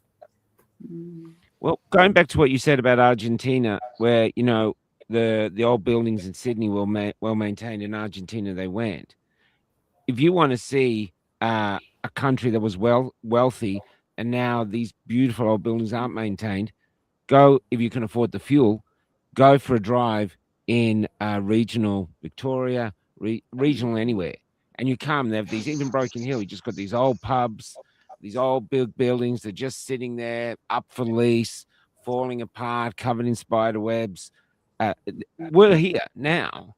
We need a miracle like Javert, or however you say his name. We need it. And instead, we have a prime minister. I think I saw a video of the other day where he's showing people the rabbits on his tie. Most of Australia is thinking, are we going into a famine? How am I going to keep my house? How am I going to feed my kids? And he's happily walking around with rabbits on his tie. I mean, if he was any more disconnected. Anyway, we're here now. The country is hungry for change. And what we're seeing is the one nation. Everyone's talking about it. Everywhere I go, everyone's going, what do you think, Pauline Hanson? What do you think, Pauline Hanson? I go, well, I don't know. I'm good mates with Malcolm Roberts. They go, who's Malcolm Roberts? They don't even know who else is in. It's just Pauline Hanson is seen like he is. Is seen as a savior. This woman for a fish and chip shop. And only because she's tough and speaks her mind, I think. But what are your thoughts on that? On the rise of one nation who's literally on the verge of destroying the Liberal Party? Well, look, the truth is I'd much prefer Pauline Hanson to be the Prime Minister than any one of the Liberal Party's put up for a long time. I'd obviously much prefer Pauline Hanson to be the Prime Minister over the Labor Party. Okay, and I am watching what she's doing, and I am enjoying seeing Pauline being the wrecking ball of the Liberal Party, because the Liberal Party needs to be wrecked. And it's it has been over its history, generally speaking, a good political party, and it's also been a very successful political party. Okay, and the reason why Australia is still generally, we've had a bad couple of decades, but it's still a pretty fabulous country, Australia. Mm. And big part of the credit goes to the Liberal Party basically running the show. And when we say running the show, what were they doing? Well, they were basically, not having much debt like left-wing governments and other governments around the world, and being reasonably pro-business and low taxes. Generally, you get those big macroeconomic things right, the people will sort of make a peaceful, prosperous society from there. If you have to keep the government there, and that's now. But what's happened is really the Liberal Party, because it's been so successful, it's become a magnet for careerists. Okay, so there's two types of people in politics, roughly. There's true believers and there's careerists. Now, probably every politician, everyone who's interested in politics, is some blend of the two, okay? Now, ideally, I'm guessing the people that watch Cafe Lockout, they'll be very much towards the true believer point of view. Okay, good. And these are people, and you can be a true believer on the left or the right. There's a lady in the New South Wales Upper House, Emma Hurst from the Animal Justice Party. I tell you what, she's the most sincere person in the House. She really, really, really, really believes in a cause. Okay, and you admired that. Oh, I admire sincerity. I do admire that. Yeah, yes, exactly. And look, there's a couple of people in the Labor Party, who are, they're not well known. They're sort of on the back bench, but they are real true believers, people in left wing stuff. And again, I admire them, but because it requires a bit of intellect, and they can make the case for it. But every politician is the combination between the true believer and the careerist. Now, what does the careerist get involved with politics for? Well, they get involved with a very successful party like the Liberal Party because they want to get something out of the Liberal Party. They want to get a job or a seat in Parliament, or they want to get a lobbying contract, or they want that successful party to give it something. Whereas the true believer gets involved in the party because they thought, I believe in the values of this party and I believe it'll be good if this party runs the government. So I'm going to become an activist in this party. They are the two types of people that get involved. Now, what has happened is, as the membership in general has declined, and it's not just political parties, all around, voluntary organisations in general have declined in the last 30, 40 years.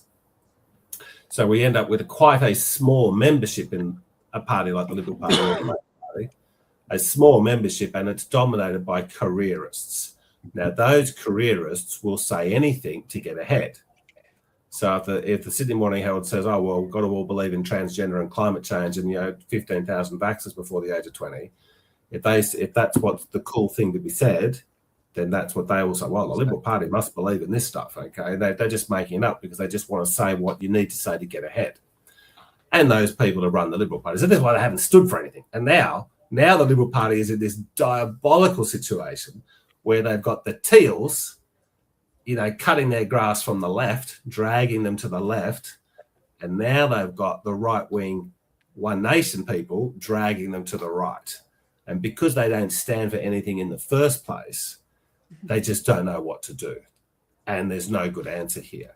And they just don't have. Now, a really great leader would say in politics, they'd say, look, I don't change my policies, because of polls. I'll change the polls because I'll advocate for my good policies. That's the way politicians are going to look at it.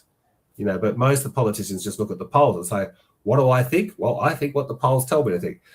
So what I think is going to happen, it's a very, very, very interesting time in Australian political history now, what One Nation, what Pauline Hanson, and good on her for 30 years of perseverance. Mm. And Damn right, man.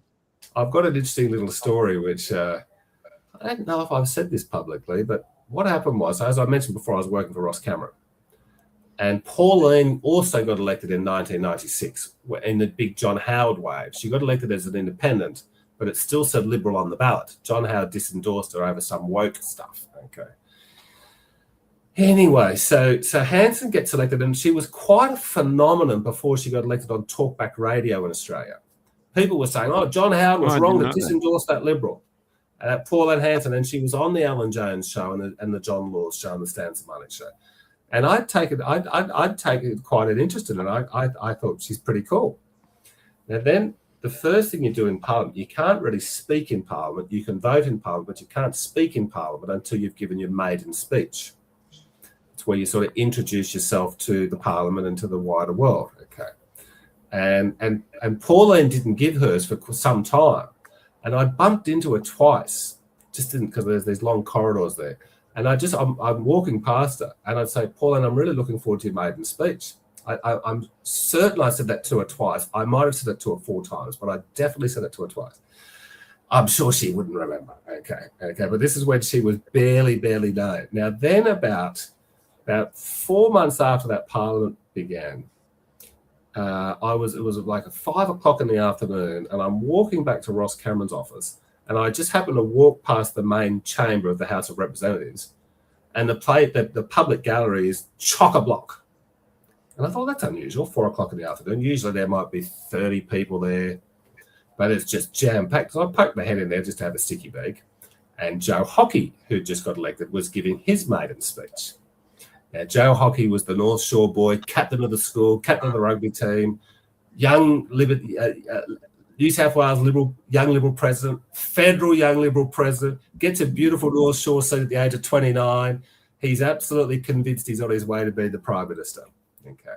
And so who's he invited? The public gallery is jammed. There must have been like 300 people there. All the Joe Hockey fans. Oh, Joe's going to be the Prime Minister one day. And I was in the right-wing faction, so I was opposed to Joe. He was in the left-wing faction. So I wasn't the biggest fan of Joe Hockey. Anyway, but I just thought I'll listen to him speak. He's going to be significant. He did end up the treasurer. And there's all of his corporate mates, his young Liberal mates, his private school mates, his family, just all these people. Oh, we love you, Joe. But I go into the public gallery where you've got to be really quiet. And it was a bit awkward because I couldn't find a seat. But only after about 30 seconds, Joe Hockey wrapped up his speech. Oh, that's a relief, So all these people then file out to go down to, after they give their maiden speech, when you're a real big noter like Joe Hockey, you go and put on your post-maiden speech drinks. And Joe Hockey, of course, puts on this big lavish affair with champagne and prawns and everything, and all of his mates taking photos. Good on you, Joe, you're going to be the Prime Minister one day.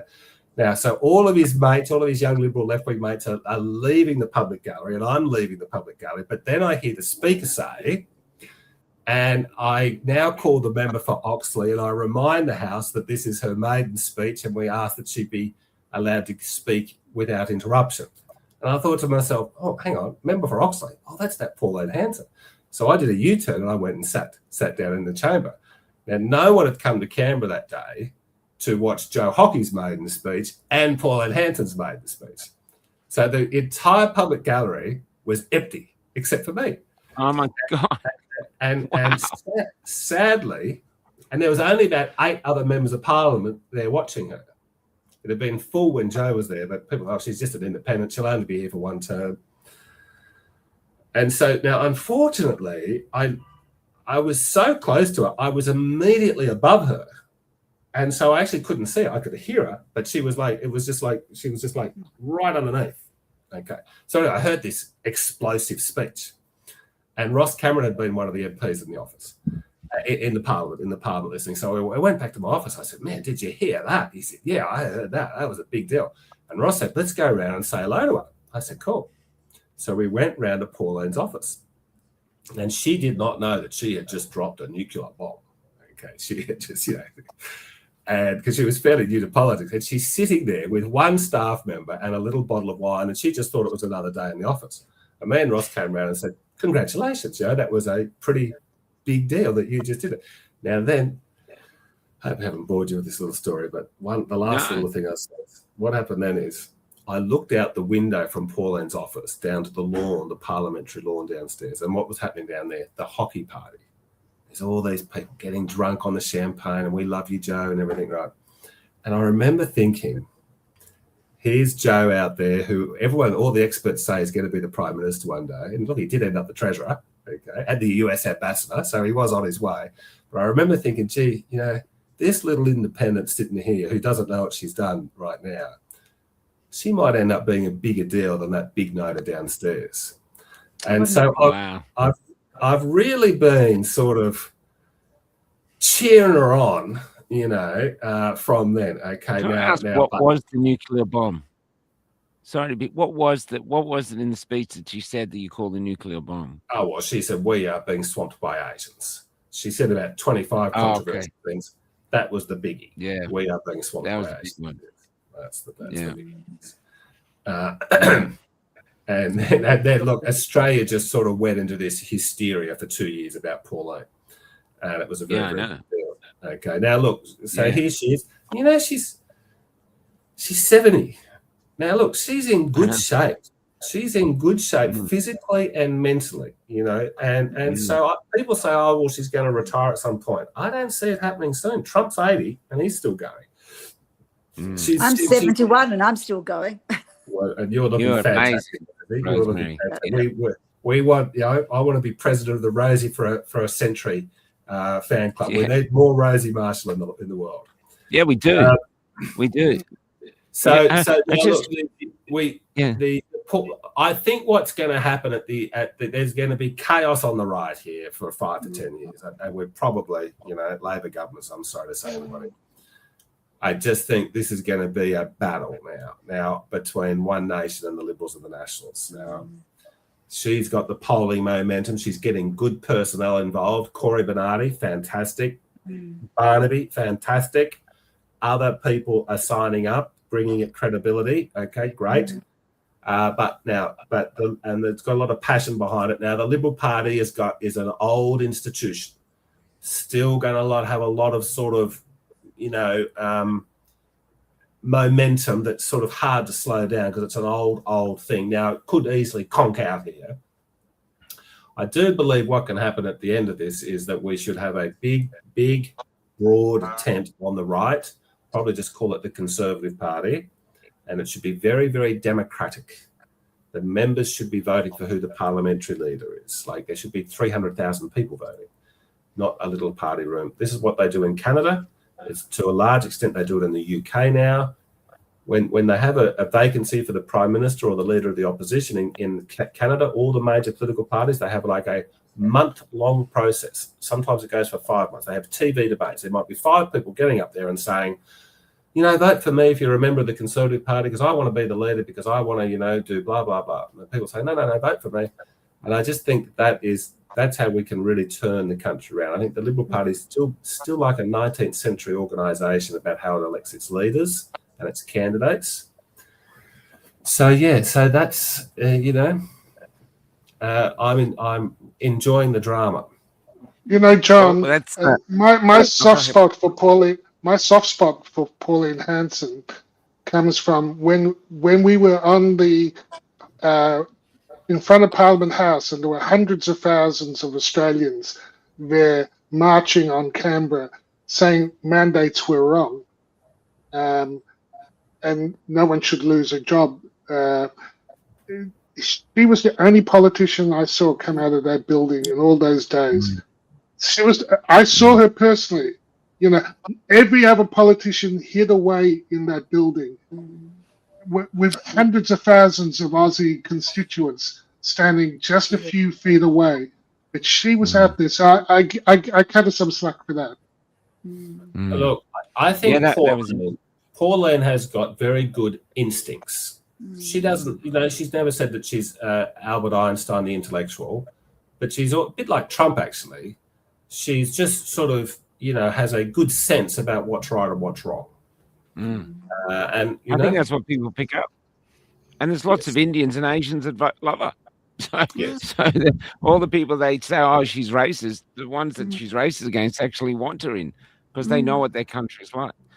It's 2 hours now, so I'll move to round this up. And I'm going to let other people finish. But, you know, I wanted to hark you back when I was growing up and there was the threat of nuclear war, and they were always frightening with us with that. And Sting came out with a song that said, I hope the Russians love their children too.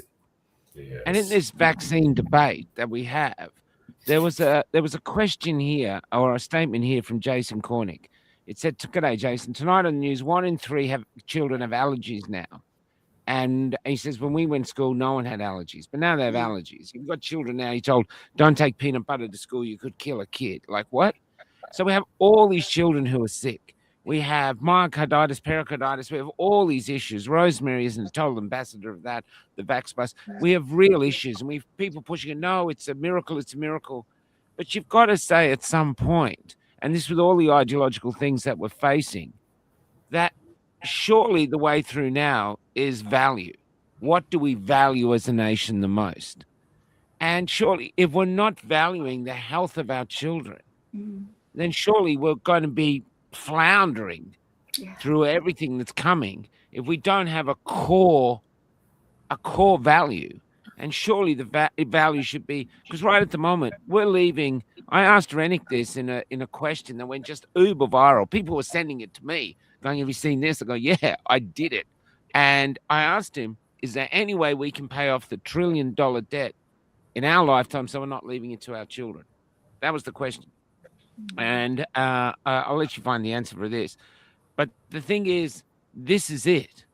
Surely as a country now, with all this bullshit going around from everything, climate change, everything like this, we're broke. We're getting broker. The people are sad. They're not happy. They walk around. They don't joke. They there's the kids can't afford houses. There's all this other shit's going on. It's just shitstorm, and everyone knows it. And everyone's blaming Trump for the war. Oh, it's Trump. But we're the ones who gave the gas away for free. John Howard gave the gas away for free. He's not been held to account. We've got all this mineral wealth that we could basically underwrite the debt with. All these issues. And I wonder if it's a core issue that could get us all in the one path heading to somewhere. And I interviewed a guy the other day. He's been running for politician for a while, Kevin Lowry, and he said something to me, and I said, that's a vision for the country. And he said, we have the ability to give land away so cheap that young Australians could afford it. And we have the ability, if we wanted to allow them to build a house for, say, $300,000. And in my head, I saw a young Australian couple, and it doesn't matter what color, race, or creed you are. I saw them walking into this house on this 800 square meter property, and they thought, you know what this is missing in this house? It's not a big widescreen TV. It's not a upside down fridge. It's not a games room. It's children. Absolutely. It's the future of our country, and that we value them. And I have all this bullshit going on, and I just wish our generation of whatever age would start focusing on what is the reason we're here. Because I know when my son was born and he was in my arms, I never thought I'd be a good parent, and I wasn't. But I still, when he was placed in my arms, I was given a great lesson by the universe. It said, Michael, you are one page in an extraordinary long novel. And most of those novels are lost. No one knows who they were, who your forefathers were. They're gone. You know your father, maybe your grandfather, and then it's a mystery. That's right. But you are not the last page. The new page is your son or your daughter, and they're going to write a new page, and you're just this crazy, fucked up little page. But this page is this. And I feel as human beings, it'd be great if we could have conversations and not about this or this or this or this, but actually why we're here. What is the purpose of being alive? And what is our core duty, not only to ourselves, but to the next generation, which is we leave them this incredible country that has no debt and is managing its mineral wealth so well that if this orange man decides to go to war, we just look at it with popcorn and go, wow, you're crazy, but our fuel's still 30 cents a litre, and we care for us. Do you think that's possible going forward, that the Australian public could actually start going, our children are sick, we got to find out why, and we've got to motivate them, we've got to give them, because all they do, we have children I meet now who haven't left home because they don't see any point. They don't want to have kids, they don't want to even go to uni, they just see no point. And that's us doing that. Or they're fucked up because they don't know what gender they are. That's us doing that. And I feel that, I don't know, do you think there's any possible way that Australians or the mass of Australians could actually come back from the fog of bullshit that they're stuck in and focus on what is good for the next generation and the next generation. Because I'm saying this in all the speeches everywhere. The quality, John, of your great-grandson's liberty will depend on the decisions we make today, whether he knows it or not. Yeah. He'll either be enslaved or he'll be liberated, and we are the ones that will decide that. Is that a question Stick to a me or question Rosie? mark on the end of that and go. Yeah, I'll go with you because you're the big politician, then we'll get to the others. But what do you think now we've got you here? Well, look, Do you on the think question of can we can build a consensus in this country, a majority in this country that wants to have a scrutiny of the vaccine industry? Well, we don't know the answer to that question, but we do know, can we do our best in raising awareness to bring it about? Okay, so we should say, well, look, we're going to just keep fighting it, and it may not be another 3 generations until we have that breakthrough. But I believe the world will be here in the year 3026. I believe we'll still be here in 1,000 years. I think somehow we'll prevent the nuclear bombs going off, and we will not be, injecting little kids with as many vaccines, like trying to maximize commercial profits through vaccines. So at some point, it's going to give up. Now, at some time, I believe that a reckoning will come, and I believe that it's inevitable. It's only a question of when do we get to that point, and we just have to give it our very best, and then hopefully it happens in our lifetime, but it might be it's like, I really liked your analogy there, Michael, about your life is just one page in a very long novel, and most pages are forgotten. So all we've got to do is make our one little page the best possible page we can. How about you, Rosemary? Do you think it's possible that we could see great change? I'm in a you're hurry. an ambassador for it. I'm Yeah, I in a big know. hurry. I feel your urgency. Well, I do think that we need to be mindful of the fact that we're rendering so many children needing parental care full time. NDIS is being diminished. It does beg the question, is there some horrible plan to make our children ill? So we all accept the government's overreach and we just all keel over and get a CBDC. I've had that thought that they're not stopping vaccines, they're pushing it harder and harder. I'm just hoping that enough people are waking up. And my experience at the Forest of the Ford is that very few people now give me a hard time, and younger people are questioning it much more, thank God. So I'm hopeful that we're going to get it done within a couple of years. That's what I'm aiming for. I'm aiming for that. Dr. Oosterhuis, what are your thoughts, brother? I actually think things are going to move much quicker. I don't think we're going to have to wait for our children's children. I think Ayn Rand said you can ignore reality, but you can't ignore the consequences of ignoring reality. And I think we're facing the consequences now. And these consequences, whether it's net zero, without energy, we don't have an economy. And so net zero means zero economy. That means, and we've realized that we can't run our lorries and our mines on windmills and prayers and solar panels. So we've suddenly discovered. So basically, we've had a series of nested really bad ideas, and I don't think these bad, and whether it's woke, whether it's net zero, whether it's mandating vaccines on people, whether it's calling them vaccines when they're actually gene therapies, whether it's the monetary system, we've got a series of nested bad ideas, and we're at a time of consequences, and those consequences are coming fast. So I don't think we're going to have to wait very long. Honestly, I think that the truth of all these things is upon us. It's upon us, and I rejoice because although the transition is going to be hard, orientating ourselves towards logic, common sense, truth, freedom is absolutely necessary, because in an environment of censorship, you don't have democracy. If we can't speak freely, we're not living in a democracy. When we get censored and subjected to lawfare for raising safety issues, I'm not an anti-vaxxer, I'm a pro-safety doctor. this anti-vax thing is a label, but I've never been anything other than pro-safety. I'm saying, hey, there's safety issues, and to be attacked for that, I think we've become so unmoored from reality. But it's the fuel, it's the energy that is going to wake the country up. The inflation that comes from that, the economic consequences of it. We will learn the bullshit of windmills and solar panels running our economy very, very soon. So I don't think we have long to wait. They're my thoughts. Let's hope so. Well, I'd like to thank you, Rosie, for coming on. And John, I'd like to thank you for coming on. It's been an honor to have you on. It's the second time we met. I met you in the office. It was great then, but it's really great. And the thing is, what I love about you coming on, this is live, man, which is why we had an issue first on. That's a dangerous place for a politician to be.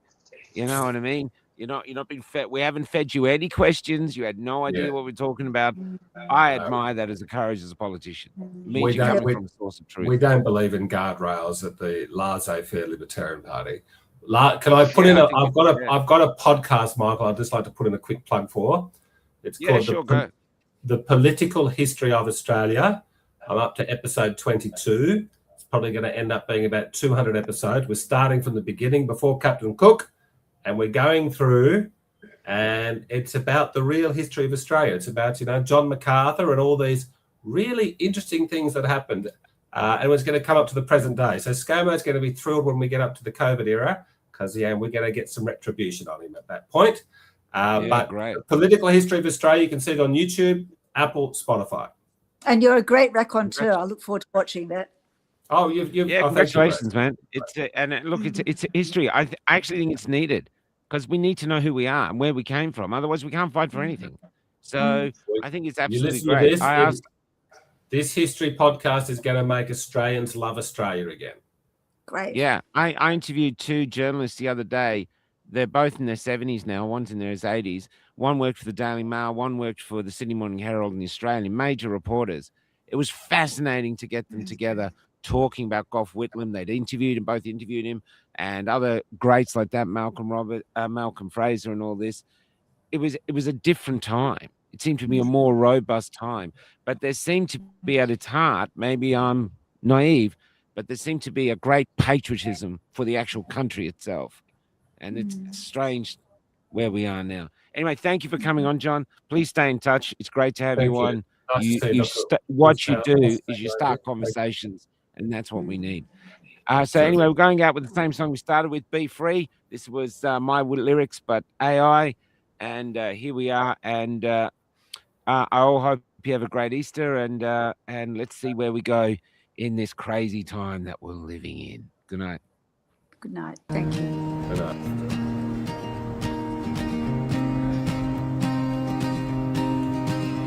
Historically,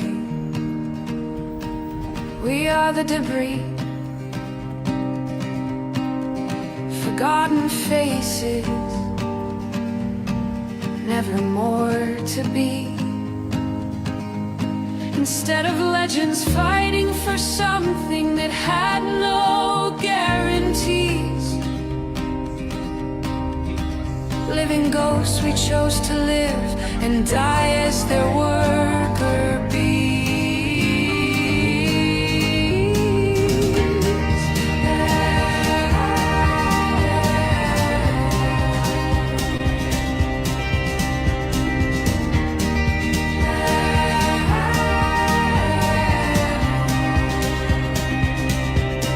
Why didn't we break out from their hide? Why didn't we follow our own sun to another life? Why didn't we scroll over all their flowers? Brothers and sisters, it's okay to be